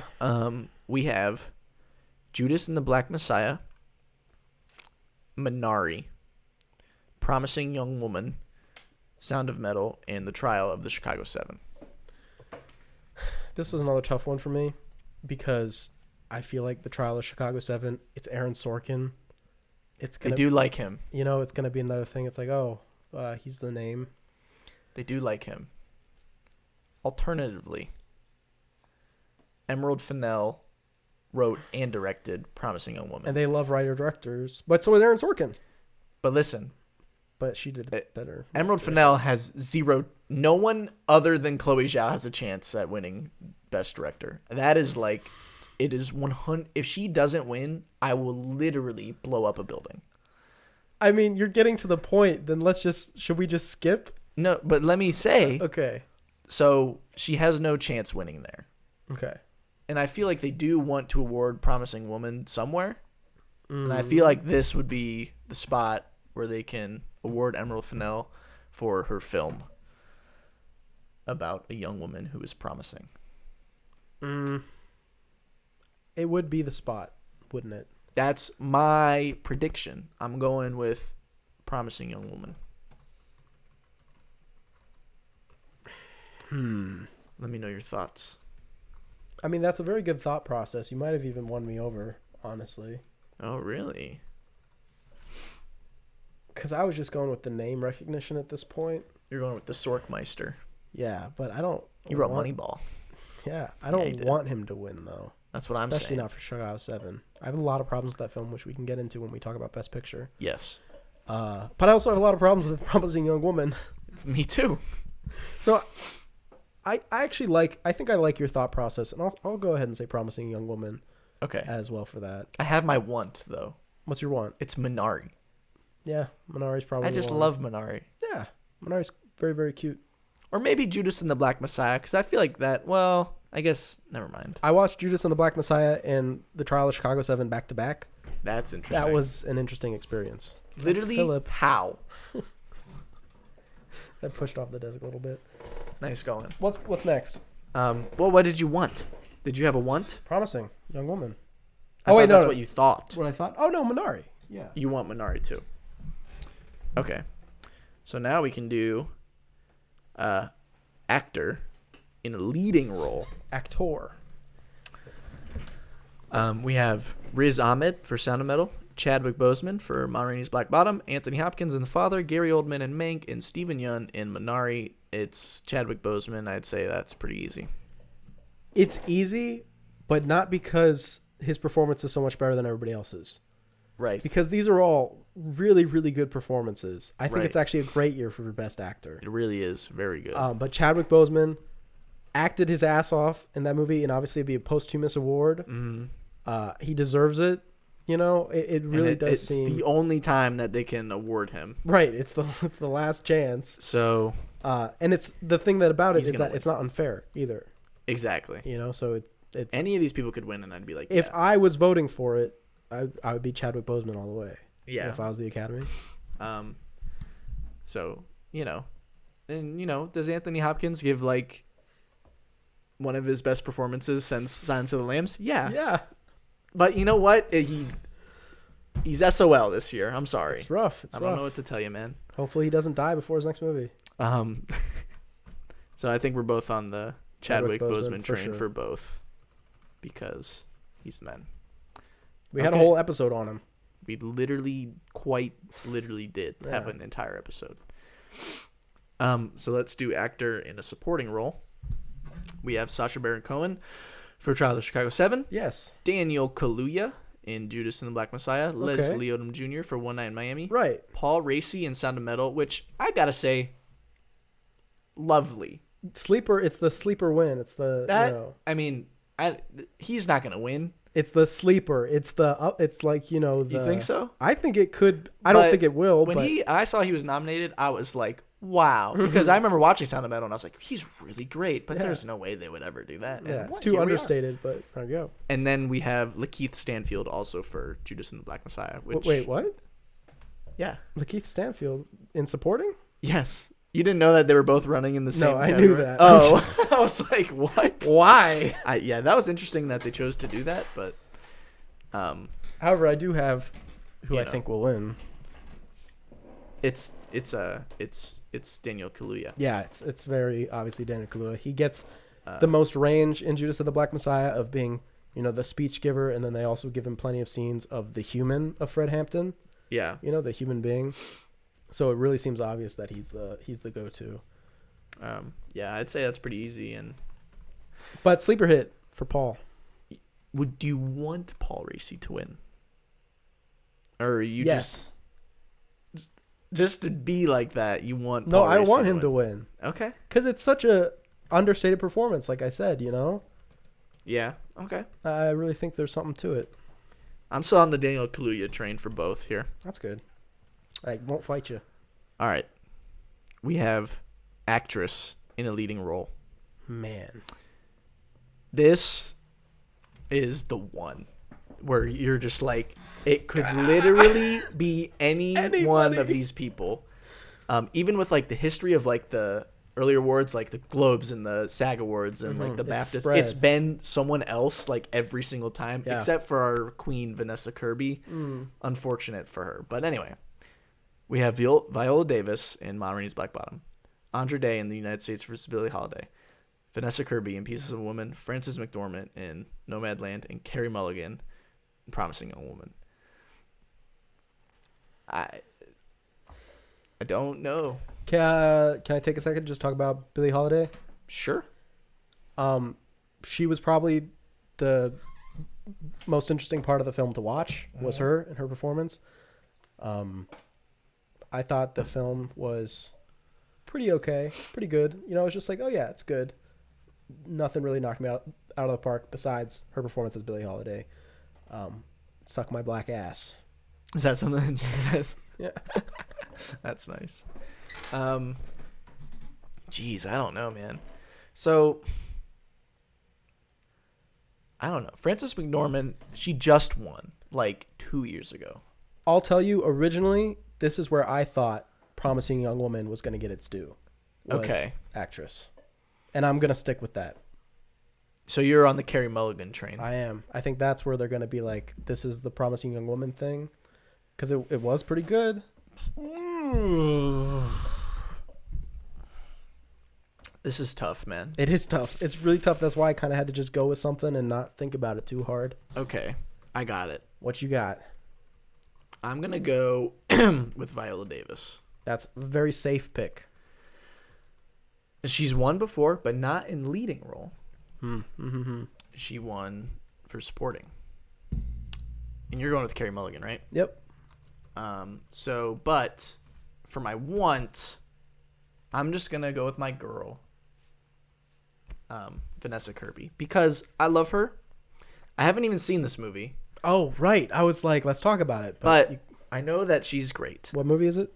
Pieces of a Woman. Pieces of a Woman. It's got Shia LaBeouf, if you didn't know. It does. Yes, it does. You know the plot, right? Yes, I know the plot, and I've heard that like the first 20 minutes is like crazy. So the plot is a woman has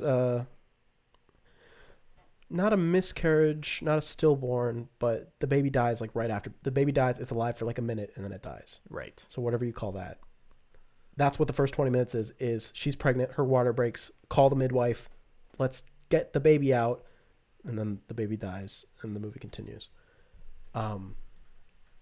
So obviously she's doing her acting of pregnant woman screaming, that kind of stuff going on, and everyone else kind of freaking out. Okay. And the rest of the film is just her dealing with the fallout of, having a child die. Right. And the family wants to pursue, it's a home birth, and the family wants to pursue the midwife because they're saying she's responsible for the baby's death. Right. Because she should have been whatever. And the scene that they're going to play, this is not a question. What if they don't? Because we already know that they play ridiculous scenes. It can't be. It's literally, the scene is going to be the courtroom scene where she stands in front. There's a court scene? Mm-hmm. Dude, I'm hyped. It's going to be the court scene where she stands in front of the crowd. And it's not really a spoiler. Can I just say it? She just has a monologue? Yeah. Okay. That's all I need to know. Oh, okay. Yeah. I'm going to watch this movie tomorrow. See what you do? You made Black Phillip upset. But she stands in front of, and she addresses the court. And that has got to be what they're going to pick for her because it's basically, for me, the climax of the film. Is it kind of like Margot Robbie at the end of I, Tonya? It's like exactly like that. Okay. But very different. Dating is all I have. Yeah, but it's, addressing the court. And she's like, listen, here's how she just lays everything out. She's like, listen, everybody, this is how it is. And then the movie continues. She's in Hobbs and Shaw. You excited for that? Oh, nice. Yep. Yeah, I am excited for that. Yep, I know you are. Okay, great. Is there something that you wanted to win? It's a tough one. I mean, yeah. Carey Mulligan is great. I'd give it to Carey Mulligan. She hasn't really gotten much recognition. Not that I know of. I think maybe she's been nominated once before, but she's definitely never won. So you're on the Carey Mulligan train. I'm on the Carey Mulligan train. I think she was easily the best part of that movie, probably. Yes. Okay. So now we go to actress in a supporting role. Supporting actress. We have Maria Bakalova from Borat, subsequent movie film. That's the shortened title. Yes, that's the short title. I think it is the longest title for like an Oscar-nominated film. It's awesome. Yeah, it's nice. I'm sure the first one was the longest one, and now this one is the longest one again. Yeah. Glenn Close for Hillbilly Elegy. Which I think she's also nominated for a Razzie for that performance. Just amazing. Great. Just amazing stuff. Olivia Colman in The Father. Mm-hmm. Amanda Seyfried in Mank. We love you. And Yoo Jung-yoon from Minari. I put this down as Yoo Jung-yoon for this one. Right. Mostly because of the history and just because Minari needs something. It really does need something. And that's what I think this is it's gonna end up going to her because she is fantastic in it. She brings a lot of heart to the movie, I think you've swayed me here. Oh, wow. Why? What were you thinking before, if I may ask? I was kind of leaning towards Olivia Colman. She's a favorite because they love her. The favorite. They do love Olivia Colman, but I'll be real. I don't know if I really agree with her winning at all. No. Yeah. I was just saying like what yeah. But yeah. But no. I think I would be upset if she won, is what I'm saying. Like, because I really. Yes, that would be stupid. She does really do a good job of supporting Anthony Hopkins' performance, which I guess is what you do as a supporting actor. Right. But her performance alone, I don't think it measures up to the rest of the nominees, really. Yeah. Even though it was good. Yeah. So, I don't know. Glenn Close, I'm so sorry. Yeah. She has so many nominations. They just keep on, like, nominating her just for, like, the whatever movie she's in. She's, like, the only nomination because she needs to get her Oscar quick. Yeah. I don't think it's going to happen, though. But I just feel like if it did happen, it would just be an atrocity that it's for this movie. Yeah. I don't know about that. Are you going to end up watching it? No. Okay, good. So we're going with Yoo Jung-yoon from Minari, and of course I want her to win. Yeah, of course. What do you mean? Because you know what? Yeah. I like Minari. I like Minari. You like Minari. I didn't even know Minari was like a plant. I know. You know? I was like, wow, thanks, Grandma. That's what I'm saying. And she drinks the piss. Yep. She's like, yummy, yummy. So good. Well, she asks for it. She's like, hey, can you bring the drink to me? And then she drinks it. So, yeah, okay. You know. So here we have the best director. Well, yeah. It's really easy, but we're going to go with the nominees here. We have it doesn't have their names for some reason, but we have another round. I don't know the name of that dude. Thomas Vinterberg. There you go. We have Mank, which is David Fincher. Minari, which is Lee Isaac Chung. That's it. Nomadland, obviously Chloe Zhao, and Promising Young Woman, Emerald Fennell. Yeah. It's Chloe Zhao. It's Chloe Zhao. It's not close. It's not even close. Sorry, David Fincher. Yes, you're. Man, but really, the direction of Nomadland is great. Yes, it is fantastic. Especially performances, getting them out of people who are not actors. Yeah. Hello. And putting that all together. That Nomadland, and it deserves it as well. Yes, absolutely. With Mank a close second. Right. Oh, poor Mank. I feel bad for David Fincher. Anyway. Yeah. So now we get to the big moment. The best picture. We have 9 nominees this year. I think this is the last time, if I'm not mistaken, this is the last time. So they can have 10 nominees, right? Mm. Like maximum. Yeah. But and there's only 9 nominees this year. I'm pretty sure this is the last time they can do like less. I'm pretty sure from this point forward, if it'll I'm not be mistaken, 10 exactly.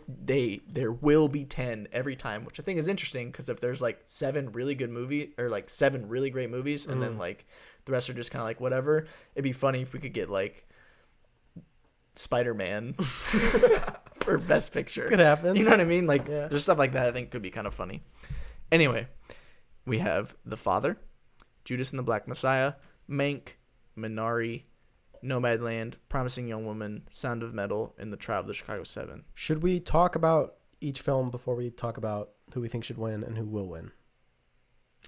Sure. So let's start at the top. The Father. The Father. I watched this, I don't know, like 5 nights ago probably. I saw it literally yesterday. Oh, wow. Do you remember it? What? Where is this my flat? Anthony Hopkins, fantastic. We already spoke about that. He is a man with dementia. And my question to you is, what do we see in this film? What are we watching?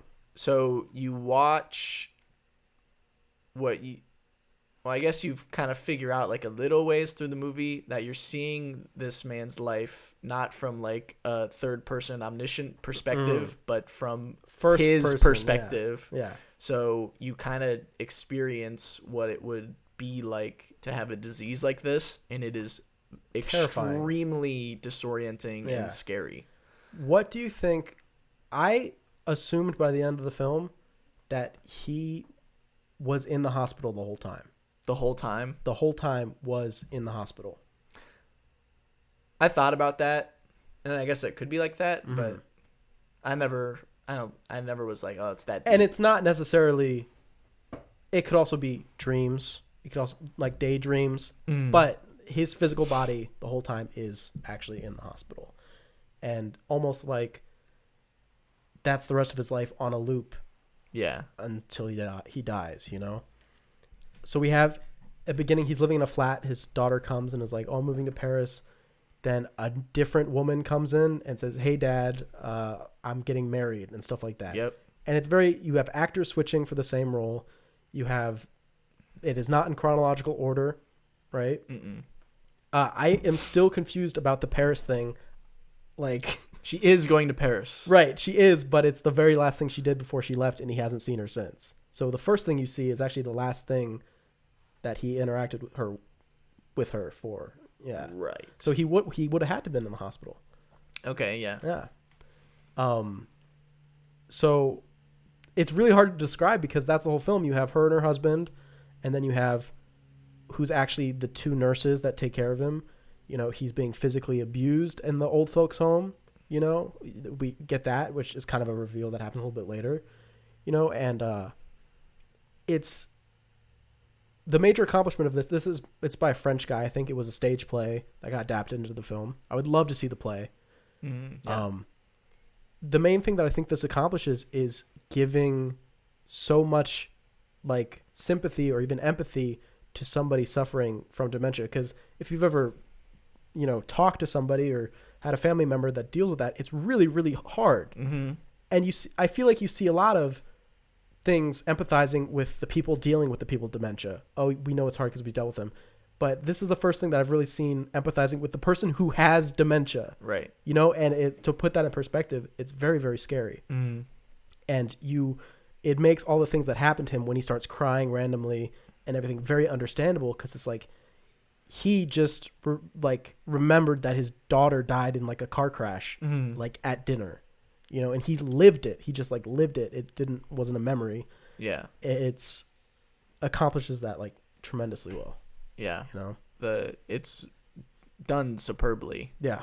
The one part that like really got me where I was like, oh, whoa, was it's closer to the beginning, probably like a little bit before halfway, but he wakes up in the morning and he like overhears them like having an argument or something, and he walks in the door and he's like he is ill, and he walks in and you're like, oh, and they're like, hey, come sit down for dinner or whatever. Yeah. And then there's like a whole scene there, and it ends at the exact same point where he enters the room again. He enters the room, and I was like, whoa. Yeah, and he is ill, and he's like, oh, come on down, sit. And he freaks out, and he like leaves that. Even I was freaking out. I was like, wait, what? I was like, that's very, very creepy.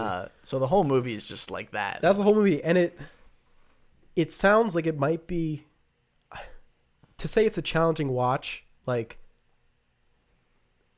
like, you can watch it. Like, yes. You know what I mean? It will not turn you off. It'll be a little, you know, like what's happening, but they accomplish keeping you up to date with, you know, what at least the context of each scene is, you know? Yeah.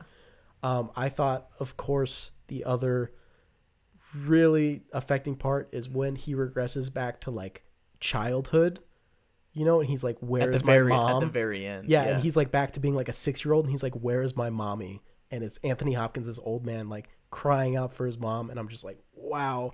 Because you know that he believes that, you know, believes that his mother, who has obviously been dead for a very long time, is like, when is she going to come back to see me?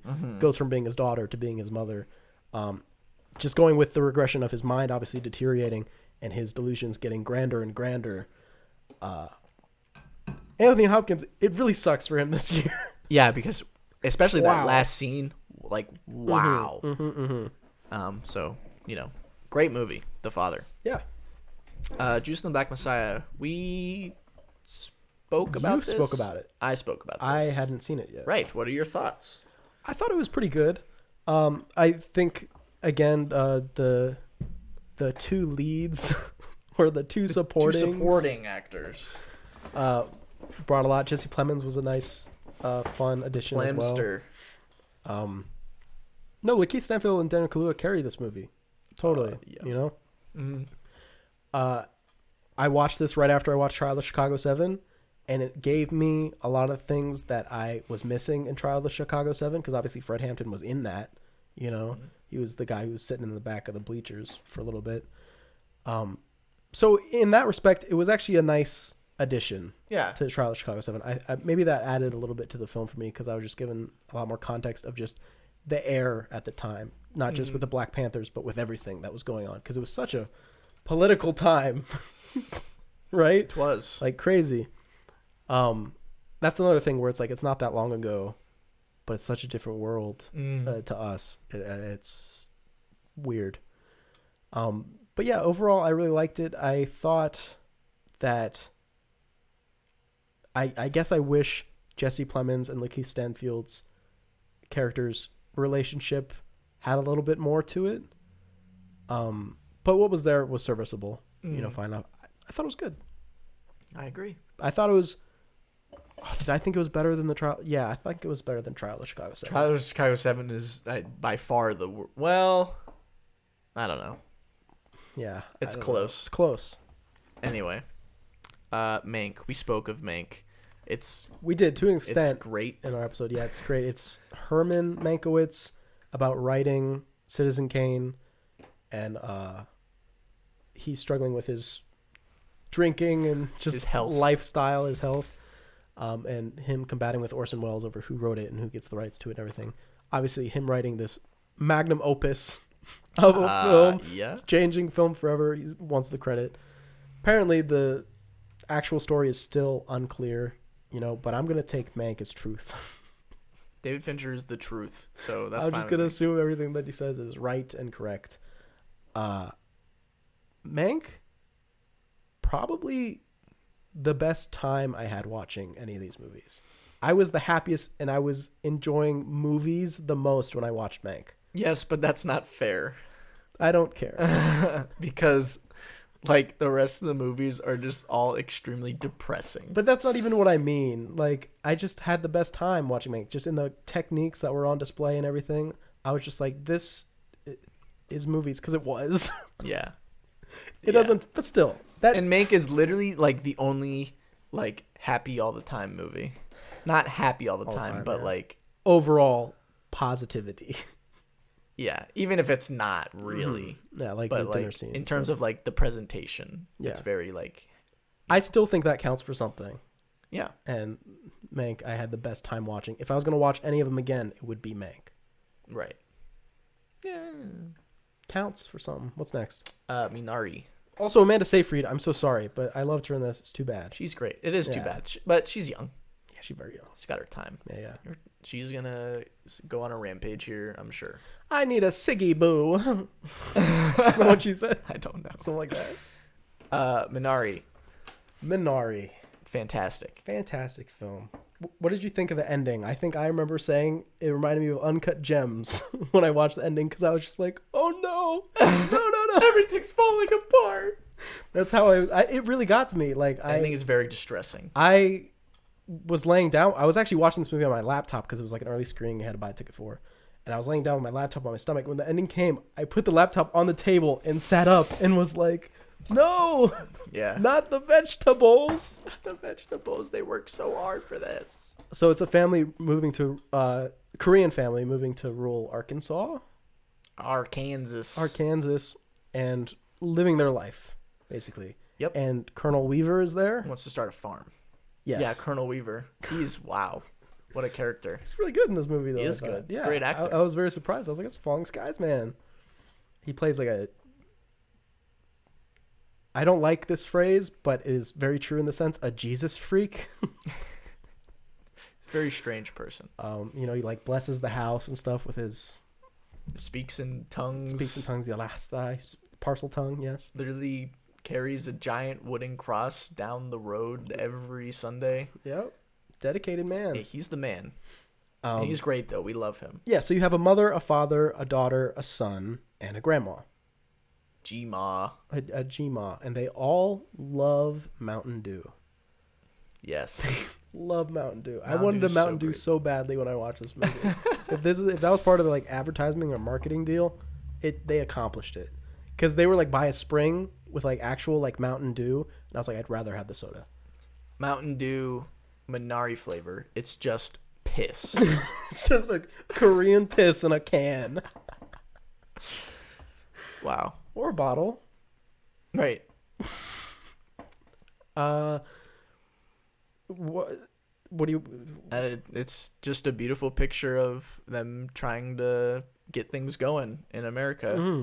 It's the American dream through the lens of a Korean family. Yep.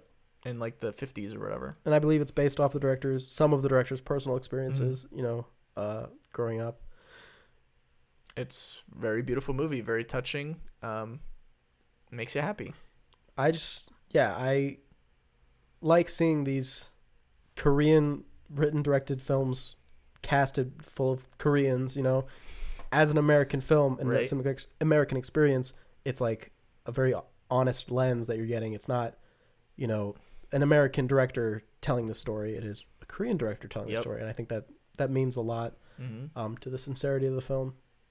It's good. Minari, fantastic. I want to try some Minari. Yeah, for real. Also, I thought sorry. You're good. Misari. I thought the little kid's experience was one of the most important parts of the film, where at this point his culture is American culture. He's so young. This is his culture now, and him even rejecting some of his Korean heritage at certain points. He's a little kid, but being like, why can't I be... Well, not that he's like throws a fit or anything, but he rejects a lot of Korean things and embraces a lot of the American culture because that's what he's surrounded by all the time. So I thought that he had a very needed perspective in the film, even though he's like 7. Yeah. Also, I learned something that I never knew before in this movie. Okay. I never knew that all the chickens that we eat are females. I knew that. I didn't know that. I think. Also, if they just send all the male chickens to be incinerated. Chicken nuggets. Ooh. Like, don't they have to keep, like, some of them so we can have chickens? Oh, probably. I don't know how. They didn't really go too deep into the whole chicken thing. I was like, they were like, yeah, put the females in the blue one and put the males in the red, incinerator one. And they're just going to go die. And there's, like, thousands of them. I'm like, what? These little baby chicks? Yeah. They're just go get burned alive. Terrible. Yeah. Anyway, I didn't know that. It was sad to me. That is sad. They should make a documentary about it. What would we call it? Chickens. Chicken nuggets. Chicky nuggies. Chicken and nuggies. chalky milk. I don't see the chalky milk part of it. Just for fun. Okay, just for fun. Okay. Let's do Nomadland. That's what's next. Nomadland. Okay. We already spoke about this one, too. We did already speak about this one. Frances McDormand is a nomad on the road after her husband passes away and her house and basically her whole life gets uprooted by a company kind of pulling out. It is also the Great Recession of 2008. Yeah, so everyone's having a lot of problems. And it's her getting along with all these other people who are also nomads and just trying to find a new way in life. And really what the film is about is trying to grieve not only her husband, but also her old life and move past her old life and be able to, it's grief. That's what it is. Yep. I always liked the further away I got from it it's not so much about her husband as it is about her actual life, like grieving herself. I like that reading of it quite a bit. Right. I don't know. It's really great. It's probably going to win. I would be amazed if it did not win. Yeah. It seems like it's got it in the bag. It's got to. If they win Best Director, basically this feels like a Best Picture, Best Director, Best Screenplay, probably trifecta, It does. But if the Minari movement can happen, I am there for it. That would be your second choice? Or would it be your first choice? For once? Yeah. Yeah, for me. Probably goes like Minari, Nomadland, Mank, Father, kind of all near each other. And then Judas and the Black Messiah. Or no. Sound of Metal in that kind of in range too. Or just like with the Father and Mank and Nomadland. And then Judas and the Black Messiah, and then Promising Young Woman and Childish Chicago 7 just like at the bottom go away. No, not like I think we'll get to it. We'll get to it. Fine. I think here's the problem with Nomadland is I don't know Chloe Zhao. Well, it's her first movie, right? This is her first movie, or am I tripping? Second. Oh, it's Emerald Fennell's first movie. Okay. Promising Young Woman. Anyway. I feel like there's definitely a lot of parts in Nomadland, like Amazon. Amazon's role in Nomadland, I feel like there's not a stance, I don't think, taken about Amazon in the film, because Amazon probably helped a bit because it shows their facility and all the workers, you know? Because it really seems like it would be an anti-Amazon film, right? That's kind of, you know, a company having control over so many people's lives, being able to just pull out. It's obviously what put Frances McDormand in her thing. But, you know, it's always shown as a positive force in the film. And if I put my own spin on it and kind of take away things that the movie doesn't really show, you know, it's where the idea is like, we are so dependent on these huge companies that literally rule the world that we like being dependent on them, is like my take on it. Okay, but there's nothing in the film to say that. You know, so taking it at what I take it for, I think it should win Best Picture, and I want it to, you know? Right. But if I take it for just what the movie's worth, it might go to Minari, you know? That'd be cool. Either one, though, I'm not going to be upset. Sure. As long as it's not the Trial of Chicago 7, for me, yes, honestly. Please, not the Trial of Chicago 7. Anyway. What do you want to do, Trial of Chicago 7 now, since we just said that? No, just in order. Promising Young Woman, the thorniest movie on the list. The what? Thorniest. Like, causes the most trouble. Yeah. I like this movie less the further away I get from it. Okay. I haven't really had a lot of time away. I saw it like last week. Okay. So I know you saw it like a while ago. A while ago. The main thing I have with this film is that I haven't rewatched it, but I don't think you can rewatch this movie. Or if you do, it would be kind of miserable. Mm-hmm. I felt like a lot of the intrigue came from how far is she willing to go? How far does she take this whole charade at this point, you know? And that was a lot of it. You're watching because it's like, what's she going to do? What's she going to do? And knowing what she's going to do and knowing how the movie ends ahead of time probably does not do any favors to this movie. Yeah, probably. The biggest problem I have of this movie, besides some of the things in the script, some of the lines being like, it's a little, is the ending, which apparently is not the original ending. I heard there's an alternate ending also. The alternate ending is the movie just ends like 15 minutes earlier, or like 5 minutes earlier, where... What's the plot? I'll tell you when it ends when you tell me the plot. Okay, so Carey Mulligan plays a character. Can't remember her name, to be completely honest. Probably something like Portia, maybe. It's not Portia. Anyway, every like Saturday night or whatever, she goes out and she pretends to be drunk so that some creepy guy will come up and be like, "Hey, baby."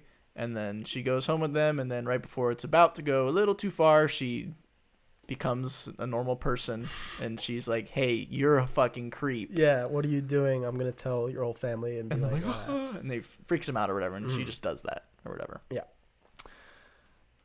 And then it just gets worse and worse. Well, the problem is it leaves some things open that I think it shouldn't. So right away it teases at the very, I think it's right at the title sequence, you think, oh, she just murdered that guy. And then it's immediately revealed, oh, no, she didn't. She's eating a hot dog. Right? Because you see ketchup on her leg and you're like, oh, blood. But no, it's ketchup. So that's the very first. And it seems to like to do that a lot, but to the detriment of the character, I feel, at the end of the day. Yeah. You know? The really main one that comes to me where I literally had to stop the movie and say, that did not just happen, was when she meets Allison... Brie. Yes. I don't know why I forgot that. In the restaurant, and she gets her drunk. Yes. And then she goes over to her man, and he's like, are you sure you want to do this? And she's like, yeah. And then the very next scene is a phone call where she's like, I think I was just raped. And then she's like, hangs up. And I had to pause the movie and rewind it, which I'm glad I could. I'm glad I didn't see it in the theater because I would have not enjoyed the movie as much. And I rewinded it and I looked at her notes or whatever. And I was like, oh, okay. She didn't actually pay this man to rape her. She just paid this man to make it look like he raped her. Mm-hmm. That's really weird, but it's not nearly as bad as the alternative. Right. And I was able to keep going with the movie because that's what I thought happened. I thought it was like, oh, she literally just did that. Yeah, me too. Right. But I was able to calm myself down. I was like, okay, I continue with this movie. And then the movie continues. She meets Bo Burnham at some point. Yeah, who's like White Knight. Yeah, I mean, yeah, kind of. And he's like, oh, I liked you when we were in school together. Why'd you drop out? And then she kind of falls for him a little bit, and then the movie turns into like this weird like rom-com for like 20 minutes. Yeah. And I was like, okay, that's sweet. I like that part. And then turns out that so like the reason that she does all this crazy stuff is because her best friend was raped at a party during when they were at school or whatever. And she was like, I don't know if she was drugged, I don't remember, but she was unconscious. She was basically unconscious. Yeah. And then she killed herself. So she's kind of getting like after like years of depression. Right, yeah. And, yeah. Trauma. So she's kind of like doing that to like right some wrongs or whatnot. Turns out there's a video of this of the event, and she receives this video, and turns out that Bo Burnham was there. Yeah, and he watched, yeah, and saw it happen, and didn't do anything about it. Yeah, back in the day, they asked people like, "Oh, do you have information?" and nobody came forward back in the day, right? Because that was one of the one nights that they weren't together. They were best friends, but she decided not to go to that party, and that's when it happened, of course. And yeah, so she obviously is very mad at Bo Burnham now, and she's like, I almost fell for this guy, and he knew all along, and he didn't even say it to me. And he's sleeping with me, and he knows this, Yeah. Another thing she does that is very out there is she like kidnaps a teenager. Yes, that was wow. And of course, when you know the full context, you're like, okay, it's not that bad. But they keep doing it to her character where it's like, look at this awful thing she did. Oh, just kidding. Yep. The whole time. And it gets exhausting by the end. And it makes the actual end kind of confusing to me, her plan at the end. But anyway, she goes to Bo Burnham. She's like, fuck you. And he's like, no, fuck you, you stupid bitch. You're a failure. Yeah, you're a failure. And it's like, yeah, right. Okay, whatever you say, man. And he reveals himself. He's not actually a great guy. Even if he thinks he is, right? And her final plan is to find the guy who actually did it. Al. Sure. I think his name's Al. Okay, maybe. And he's having a bachelor party because he's getting married to like the super rich model lady. Yep. He has like a perfect life, basically. And obviously that makes her very angry. She goes to the bachelor party dressed up as a stripper in a very cool outfit. Yeah, she got cool hair. Yeah, it's very cool. Got a very nice rendition of Toxic by Britney Spears. I like it a lot. Yeah, a little like string orchestra version. And she, through like a, party shots or pouring a bottle down all the guys' throat, mouths. It's a party, whatever. She drugs them all and they all pass out. Yes. And she takes Al, let's say. I think it's Al. I'm pretty sure into it's the Al. bedroom for, like a kinky dance or whatever. She ends up tying him up and saying, oh, do you remember my best friend? And she's like, how do you know that name or whatever? He's like, oh, that's my name. Right. Yeah. She's like, oh, I know what you did. I'm going to carve her name all over your body with this scalpel. Yeah. And the dude freaks out and is like, what? And he gets loose and he kills her. He suffocates her in one of the longest, like most excruciating, like choking or like suffocating scenes I've ever seen in a movie. See, it is insane. That was one of my favorite parts of the movie because that's how long it takes. Yeah, it was to actually like kill really, somebody. Yeah, it was. Really so I was like good on the movie for like. It's got to be like 3 minutes at least. I mean, it's long, and it's just like one shot, and he's just like holding the pillow over. And he's face. just like, stop. Yeah, and she's just like flailing her legs and her arms or whatever. And I was just sitting there like, yeah, the whole time. Yeah, because you think like oh, is she gonna get the scalpel and stab him and get him off? And you're like, nope. Like you keep holding out, like, oh, she's gonna get out. Yeah, she's dead. She's dead. And then one of the guys comes upstairs and he's like, Schmitty. Schmidt from New Girl. And he's like, oh, I killed the hooker. And he's like, that's totally okay. Yeah, he's like, it's no problem. He's like, he's it's not like your the fault, worst man. person on earth. He's like a maniac, serial killer, man. The thing I did like is it seemed like the people that were casted to play these guys were like actors in Hollywood who seem to be like well respected or always play like cool people like the guy, I don't know his name, the guy who plays Schmidt in New Girl. Everyone's like, oh yes, I love Schmidt. Great dude. Yeah. And then they have him play this like despicable person who's like, it's okay that you murdered. It's not like they casted Armie Hammer and Cass Anvar and all these people. You know what I mean? Yeah. So I thought that was interesting, but yeah. And he's like, yeah, it's okay. Let's go burn her. So body. they go burn her body, and like you see like her friendship, whatever thing burning in the middle of the fire, and that was the original ending. Was you see her body burning with her friendship necklace? I'd be down for it. Cuts to black, and it's promising young woman. And then they were like, oh no, let's not do that. To the end, as opposed to Get Out, where Get Out's original ending was he was like supposed to get arrested. He gets arrested at the end. Yep. I actually like that change. I like of taking that out. Yep. I dislike this change. I would have preferred if it would have just been her burning body and nothing happened. Because the idea of this whole film where it's like they go to the college, the college is protecting them. You know, the doctor friends are protecting them. You know, they're being protected by everybody. And then to expect us to believe the lawyer's protecting them. Then to expect us to believe by the end of the film that like, oh no, you know who will serve justice like they always do? The police. The police. They'll make sure everybody gets their just desserts. And it's like, did they discover the body even? The police? The one lady police officer like finds the ashes. Okay. Is like, hey, I think I got something. So they do. Because I was trying to remember. Because if they don't, that makes it even worse. So they at least have a body. But even then. Well, ashes. Ashes. Yeah. In a necklace. But they'll find teeth. You know, it's not like they took her teeth out like you were supposed to.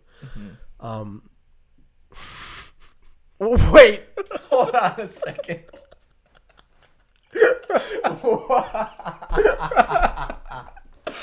Whoa. Anyway.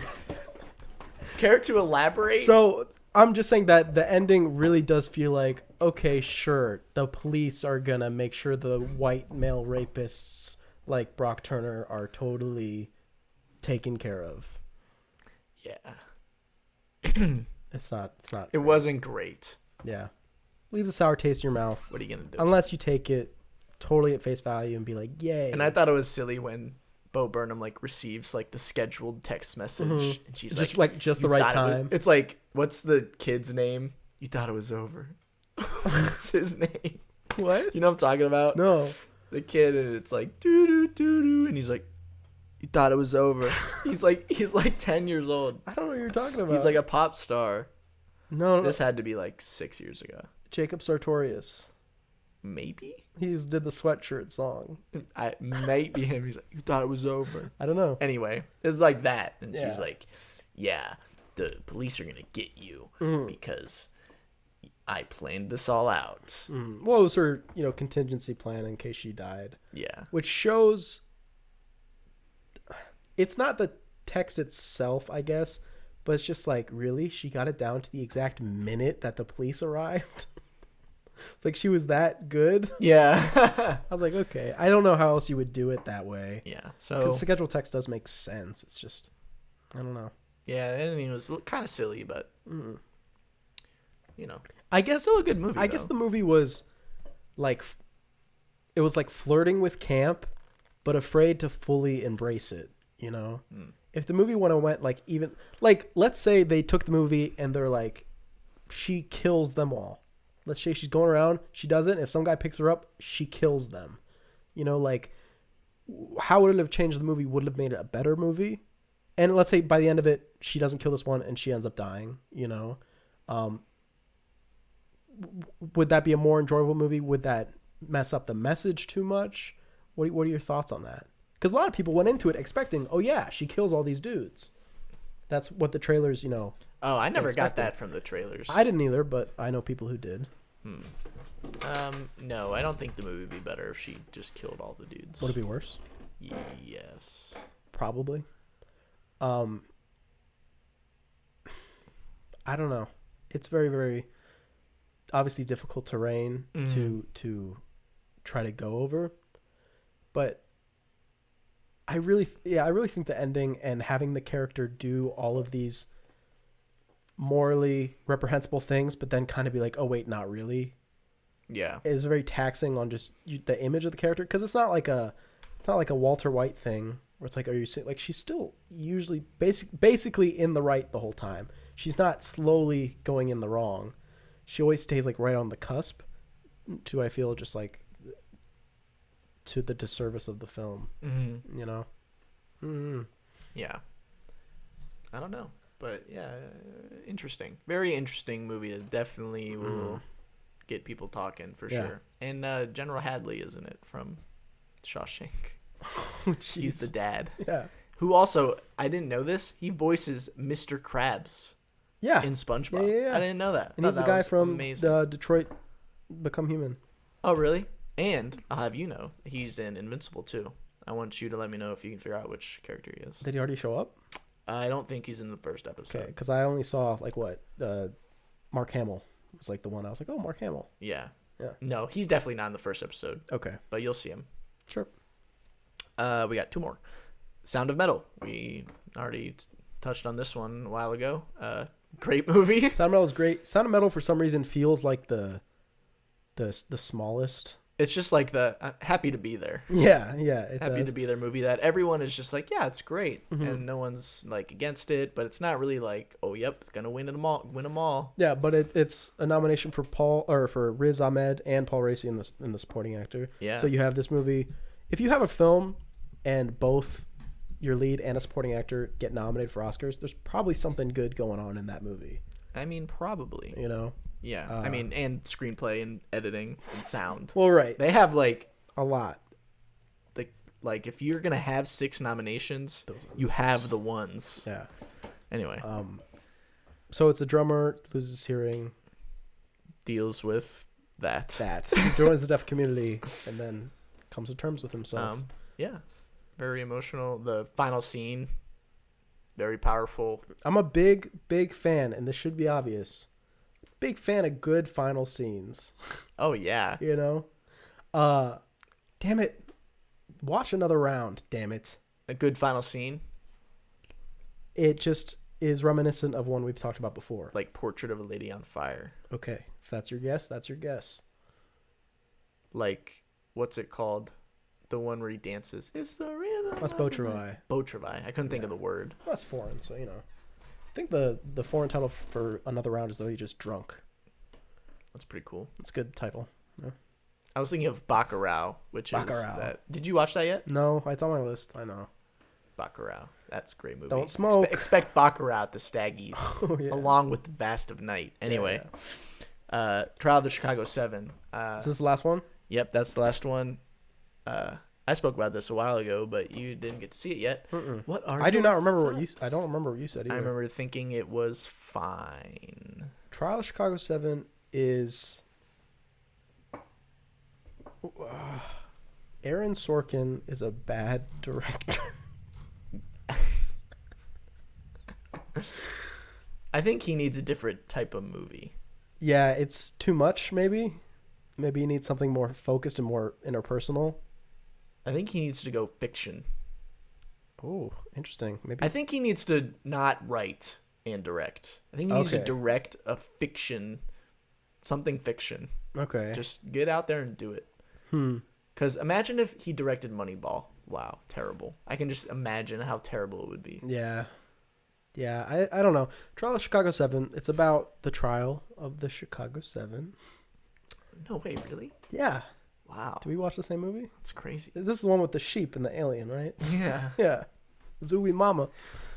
Hey, there are a bunch of people who organized a riot. You know, they're saying that's what the trial. It's like, oh, you organized a riot to attack the police and everything. That was like the thing. I feel like maybe this is a movie that only a writer could love. You know what I mean? Okay, yeah. Like, remember when Sacha Baron Cohen's is like, oh, you meant if our blood is going to run, let it run all over the city. You missed the pejorative, whatever. Yeah. I was like, oh, okay, sure. But it has, 8 characters that it's dealing with. Well, really, it has like 10 by the, throughout it. It has like 10 people that you're dealing with. Mm-hmm. And then you have like the judge, the opposing counsel, have a lot of stuff going on. I guess I thought it was just maybe not focused enough, It was too personal to be about the court case as a whole, and it was too far away to be about the people themselves. Mm-hmm. It was stuck in a really weird gray area. Mm-hmm. And the back and forth, dialogue talking was great. It's Aaron Sorkin. Yeah. That's just how it's going to be. Especially heightened by the performances. Mm-hmm. I wasn't that crazy about Sacha Baron Cohen's performance in this. You don't like him? I thought the accent was too much. You prefer him in Borat? Yes. I thought the accent was like too much in this film. It seemed hokey. Okay. I don't know the accent, so I could be totally off. But I was like, that seems a little thick. Seems a little strong. A little thicker than his Borat one? No. Wait. Yes. Yes. Yes. So yeah, I guess that was not feeling like really behind the characters made it ring a little hollow. Kind of unfocused. Yeah, the editing, there's obviously a lot of it, and I said that it did what it could, and I think that is an accomplishment. But that's a compliment to the editing, but not to the film. Yeah, that it did what it could. Yeah. It's all kind of the same. They had those 2 guys who I don't even know who they were. You know who I'm talking about? Wiener and the guy with the long hair. Sure. Do you remember? Because it was the bald guy who was the anti-war. He was a whatever they call him. I know the word, but I forget. Where he didn't fight. He was against war entirely. Okay. You don't remember? There's only 7 people. Bro, I saw this movie like literally 3-4 months ago. There's Sacha Baron Cohen and his hippie friend, right? Yep. Then there's Eddie Redmayne, right? That's his name? Yep. Then there's the black guy, who's 8, so he doesn't even count. Then there's the bald dude. There's the 2 friends, and then there's Eddie Redmayne's friend who got hit in the back of the head. Okay. So there's the 2 guys who, again, I don't even know who they were because they were just like, oh, they just lumped them in because. And there's that's like 7 of them. That's like what actually happened, I guess. But still, I was like, who are these people? Okay. You don't have anything else to say about the movie? I feel like you haven't said anything. It's all been said. And it's okay. It's an okay movie that if you want to sit down and just watch something on a Friday night just for fun. I say this is more of a Thursday night movie, but say Friday for something like Sound of Metal.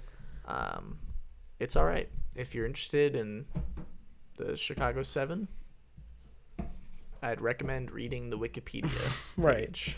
I would say I said earlier, I think when we were talking about Midnight Sky, that I like endings where things still happen. I'm very confused why in this film they decided to have him start reading off the list of like 5,000 people and then freeze frame and then do this is what happened afterwards and then unfreeze frame and then cut to black and then roll credits. I didn't even think about that. Why couldn't they just have him read the name, do this is what happened after, this guy killed himself, this guy went to be on Senate or whatever, and then roll the credits and just have him keep saying the names. There's 5,000 of them. That would have been an ending where you're like, wow, he didn't even finish and I watched the whole credits. It just seems like a no-brainer to me. Not to me. I didn't even think about that. Right. I was like, you have 5,000 names. It adds to the impact of it. Huh. How about that? Yeah, look at you. Right. Hire me. Well, we did it. That's all of them. Wait. Did we say? We did say. Right. Nomadland. We both think Nomadland's going to win. Win. I want Minari to win. Did you have anything about that? I still think Nomadland should win. Yeah. Okay. And you're on the Nomadland train. Nomadland train. Okay. I'll be very upset when it doesn't win. We did it. we will be watching the Oscars next Sunday. Exactly a week from today. I just decided here myself that the Stagler Twitter will be live tweeting. Okay. We'll be live tweeting the Oscars. Well, why don't we just both on our personals live tweet it? No. It's just not the same. I disagree. It won't hit the same. I guess he'll tweet on the Stagler. I'll tweet on my personal. So I'll do on my personal too. At MervillianYT. It should be like right there. Yeah, if you're watching it. If you're listening to the audio, it's @_Nictionary. Or the easiest way is go to @StaglerPod. Yep. And our personals should be linked there. You'll see there as well. So frick yeah. And then I've never live tweeted before in an event. I've never scheduled a tweet and then sent it. Like every tweet I've sent has been live, but I've never live tweeted an event or a movie. Right. I know what you mean. It should be fun. Okay, let's. What's the reviews of the week? Reviews of the week. We have a lot of movies that you could have taken from. Yep. So let's see what happened, and let's see if my premonition has come true. Hopefully it has. Okay, so I'm assuming you want me to go first. Yes, please. 1 out of 10. Another worst film. Full of boring conversation and super annoying overuse scene. Avoid at all costs. Is this the same? What was that for? That's not it. That's just the title card. Oh, okay. Then yeah, keep going. Okay. This film starts with a daughter searching for her father, and she found Anthony listening song in his room scene. As turn out, this film is about a series of imagination of Anthony in the nursing home. Entire film full of boring conversation and annoying overuse scene. Such as overuse of the listening song scene, overuse of the song playing at the background scene, overuse of the drinking scene, overuse of the eating scene, overuse of the calling names scene, overuse of the arguing scene, overuse of the searching scene. I get it. Overuse of the talking medicine scene, overuse of the walking scene, overuse of the staring at the street scene, overuse of the talking with the phone scene, and overuse of the cooking scene. Make the film unwatchable. At the end, we found out Anthony is at the nursing home, not his house. That's it. Completely wasting time to watch. I would like to read to you a review. I'm going to guess that was for the father. Yes. I'd like to read you. Was that 1 out of 10 stars? 1 out of 10. This one's also 1 out of 10. I'd like to read it to you. Another fake rating film. Too long, slow, and full of annoying overuse scene. Avoid at all freaking cost. This film starts with 3 men talking at the bar and one of the men, Jerry, hitting on a girl, Cassandra, at the couch scene. Overuse of the dancing scene. Overuse of the drinking scene. It continues. I'd like to read you another one. Read all of them. A bit touching at certain point, but overall full of boring conversation and annoying overuse scene. Should have done better. This film starts with a man, Bill, been interviewed, and the people rapping scene. As turn out, this film is about Bill need to help the FBI to take down the Black Panther Party led by Fred. That's 1 out of 10. I'd like to read another. A bit touching at the end, but overall quite long, slow, and full of annoying overuse scene. Should have done better. This one's for the trial of Chicago 7. This guy, for every Best Picture film. Oh, it's the same dude. It's Quen Chow. Every single one, 1 out of 10. I think I found them all except for Minari. He hated them all. 1 out of 10 for every single one, and they all overuse scene. Of course we found the same guy. But all overuse scene. I have another one. I just thought it was hilarious. He did it for every single one, except Minari, I think. That's amazing. I have another one, though. Okay, I'm ready. April 5th, 2021, 1 out of 10. Was expecting a drifter killer thriller. Watched this film for a full hour before I realized this is really just a dissertation about people who wander around the U.S. looking for work and not murdering anybody. Until that time, I was hoping the main character would turn out to be a kung fu serial killer at any moment, or at least a bank robber or some such. Were it not for a few bright talents, the film would be utterly useless. Linda May and Swanky are the breakout stars of this film, delivering performances that are beautiful and brutal. While either of them could have overplayed their natural sexuality and titillated us with the Mrs. Robertson Dowager Countess meets Stifler's mother's approach, but these women put their vanity aside and chose an understated, natural acting style that reveals their characters' humanity. In the future, I hope to see Linda May and Swanky in more action-oriented roles. Perhaps, wait, hold on. I'm going to skip because this is very long. Okay. Maybe the film only has meaning if watched under the influence of powerful psychotropic medicine. Or perhaps it was not intended for an audience of sentient beings. Or it may have been filmed to provide background imagery for those dying in a hospice setting to give the dying hope that whatever awaits them in the other world, they probably won't be pooping in a bucket. Then again, maybe it's just a documentary about driving around and doing nothing, which isn't very exciting. If I wanted to watch bums, I'd drive over to my daughter's house and stare at her useless children until the police make me leave. What? This guy's hilarious. There's no way these people are real humans. No, this guy's funny. He did this as a joke, and I thought this one was hilarious. That is freaking hilarious. That was 4. Nomadland. Amazing. Good reviews of the week. Quen Chow and this guy stars as far as I'm concerned. Chow. Be on the lookout for him. Yeah, 1 out of 10. That's all you got to look for. He's gonna be writing for the Hollywood Reporter soon. I could go see like his profile and see his reviews. Yes, I know. And see like what did he give it 10 out of 10? You know, you can do that on Letterboxd, but on IMDb, Letterboxd, man. That does it for this week. We have. What do we have? An email. What? Oh yes.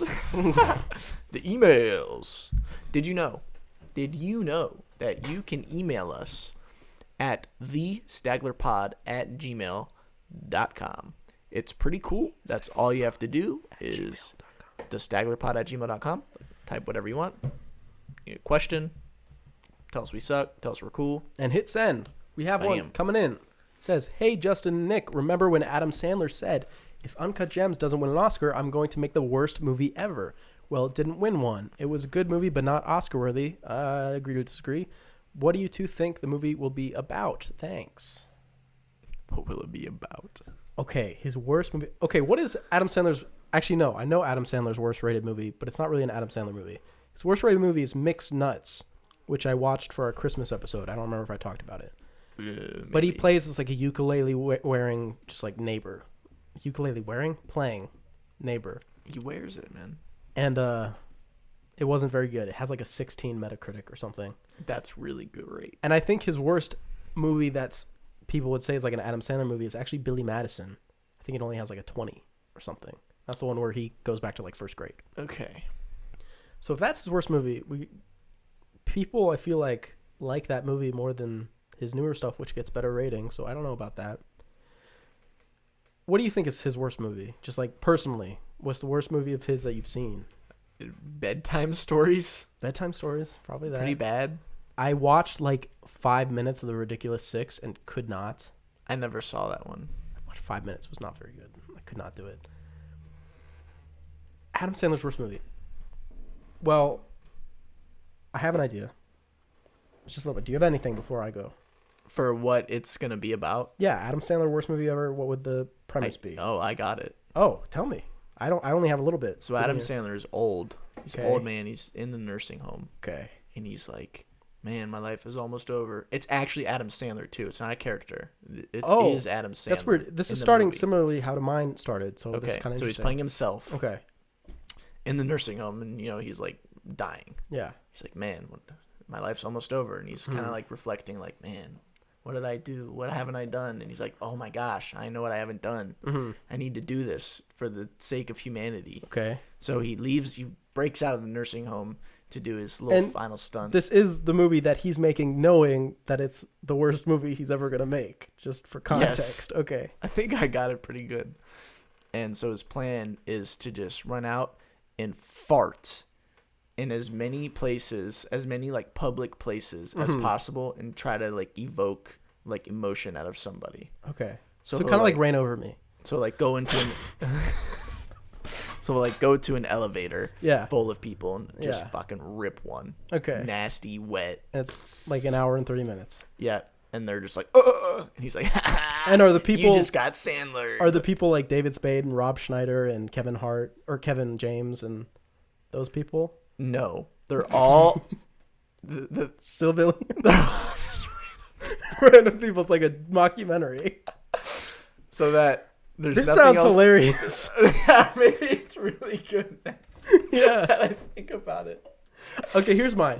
Okay. Adam Sandler. He's not playing himself, but he could. Adam Sandler, he's an older man. He lives alone. He's been alone for a long time. Okay. It's Thanksgiving, right? Right. He gets a knock at the doorbell.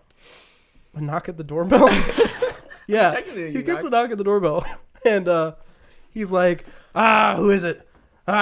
He's like, what do you want? You know how Adam Sandler does that scream? Yeah. What do you want? Okay. And he goes to the front door.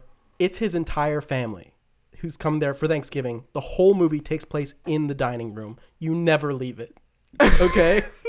And who is it? It's his mother, played by Adam Sandler. It's his father, also played by Adam Sandler. Oh, no. It's his daughter and her 2 kids, all played by Adam Sandler.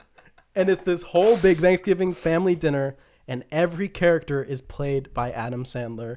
And, you know, there's fart jokes, there's somebody pukes, you know, there's a lot of physical violence, you know, and you never leave. Every character is also in the room the whole time. Nobody leaves to go to the bathroom. Every character is always in the room and speaking throughout the entire 3-hour duration of this film.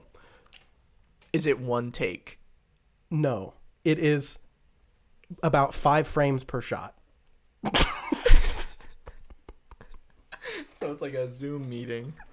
So, you know, it just, you know, constant cuts to each, because you need each character's, every time any character says anything, it cuts to every single character to see their reaction. I think you got it, bro. And it's called Thanksgiving dinner. Thanks Missing. Okay.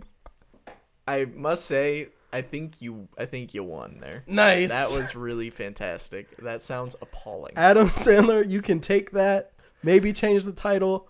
Other than that, that is totally your idea. I give it up on for your worst movie ever. But if you want to make your best movie ever, do his idea. My idea, which apparently the more we thought about it, the it's funnier amazing. It gets. It's just amazing. You should do that. Okay, geez. Oh, that's a good way to wrap up right there. Guys, next episode, it'll be after the Oscars. We're going to talk about the whole show. We're going to see who won, if our predictions were right or not, if we were close. Maybe we weren't. Maybe it was totally wrong. We'll see the biggest upsets and everything. I always like to be surprised. Me too. Me as well. But also, we have a new awards show that's going to be happening during that show. The Staggies. The Golden Stags are going to be happening. And we're going to be giving out our own awards. We're probably going to be following all the exact same categories and saying who we would win. And maybe someone that wasn't even nominated. You know, if we thought there was a Best Picture that wasn't nominated for Best Picture, then we'll The Turning. And The Turning was pretty good. But this will be the Stagler. We will come to a consensus between the both of us. And it will be the Stagler because, you know, it's the show's award, so we got to be on the same terms for that.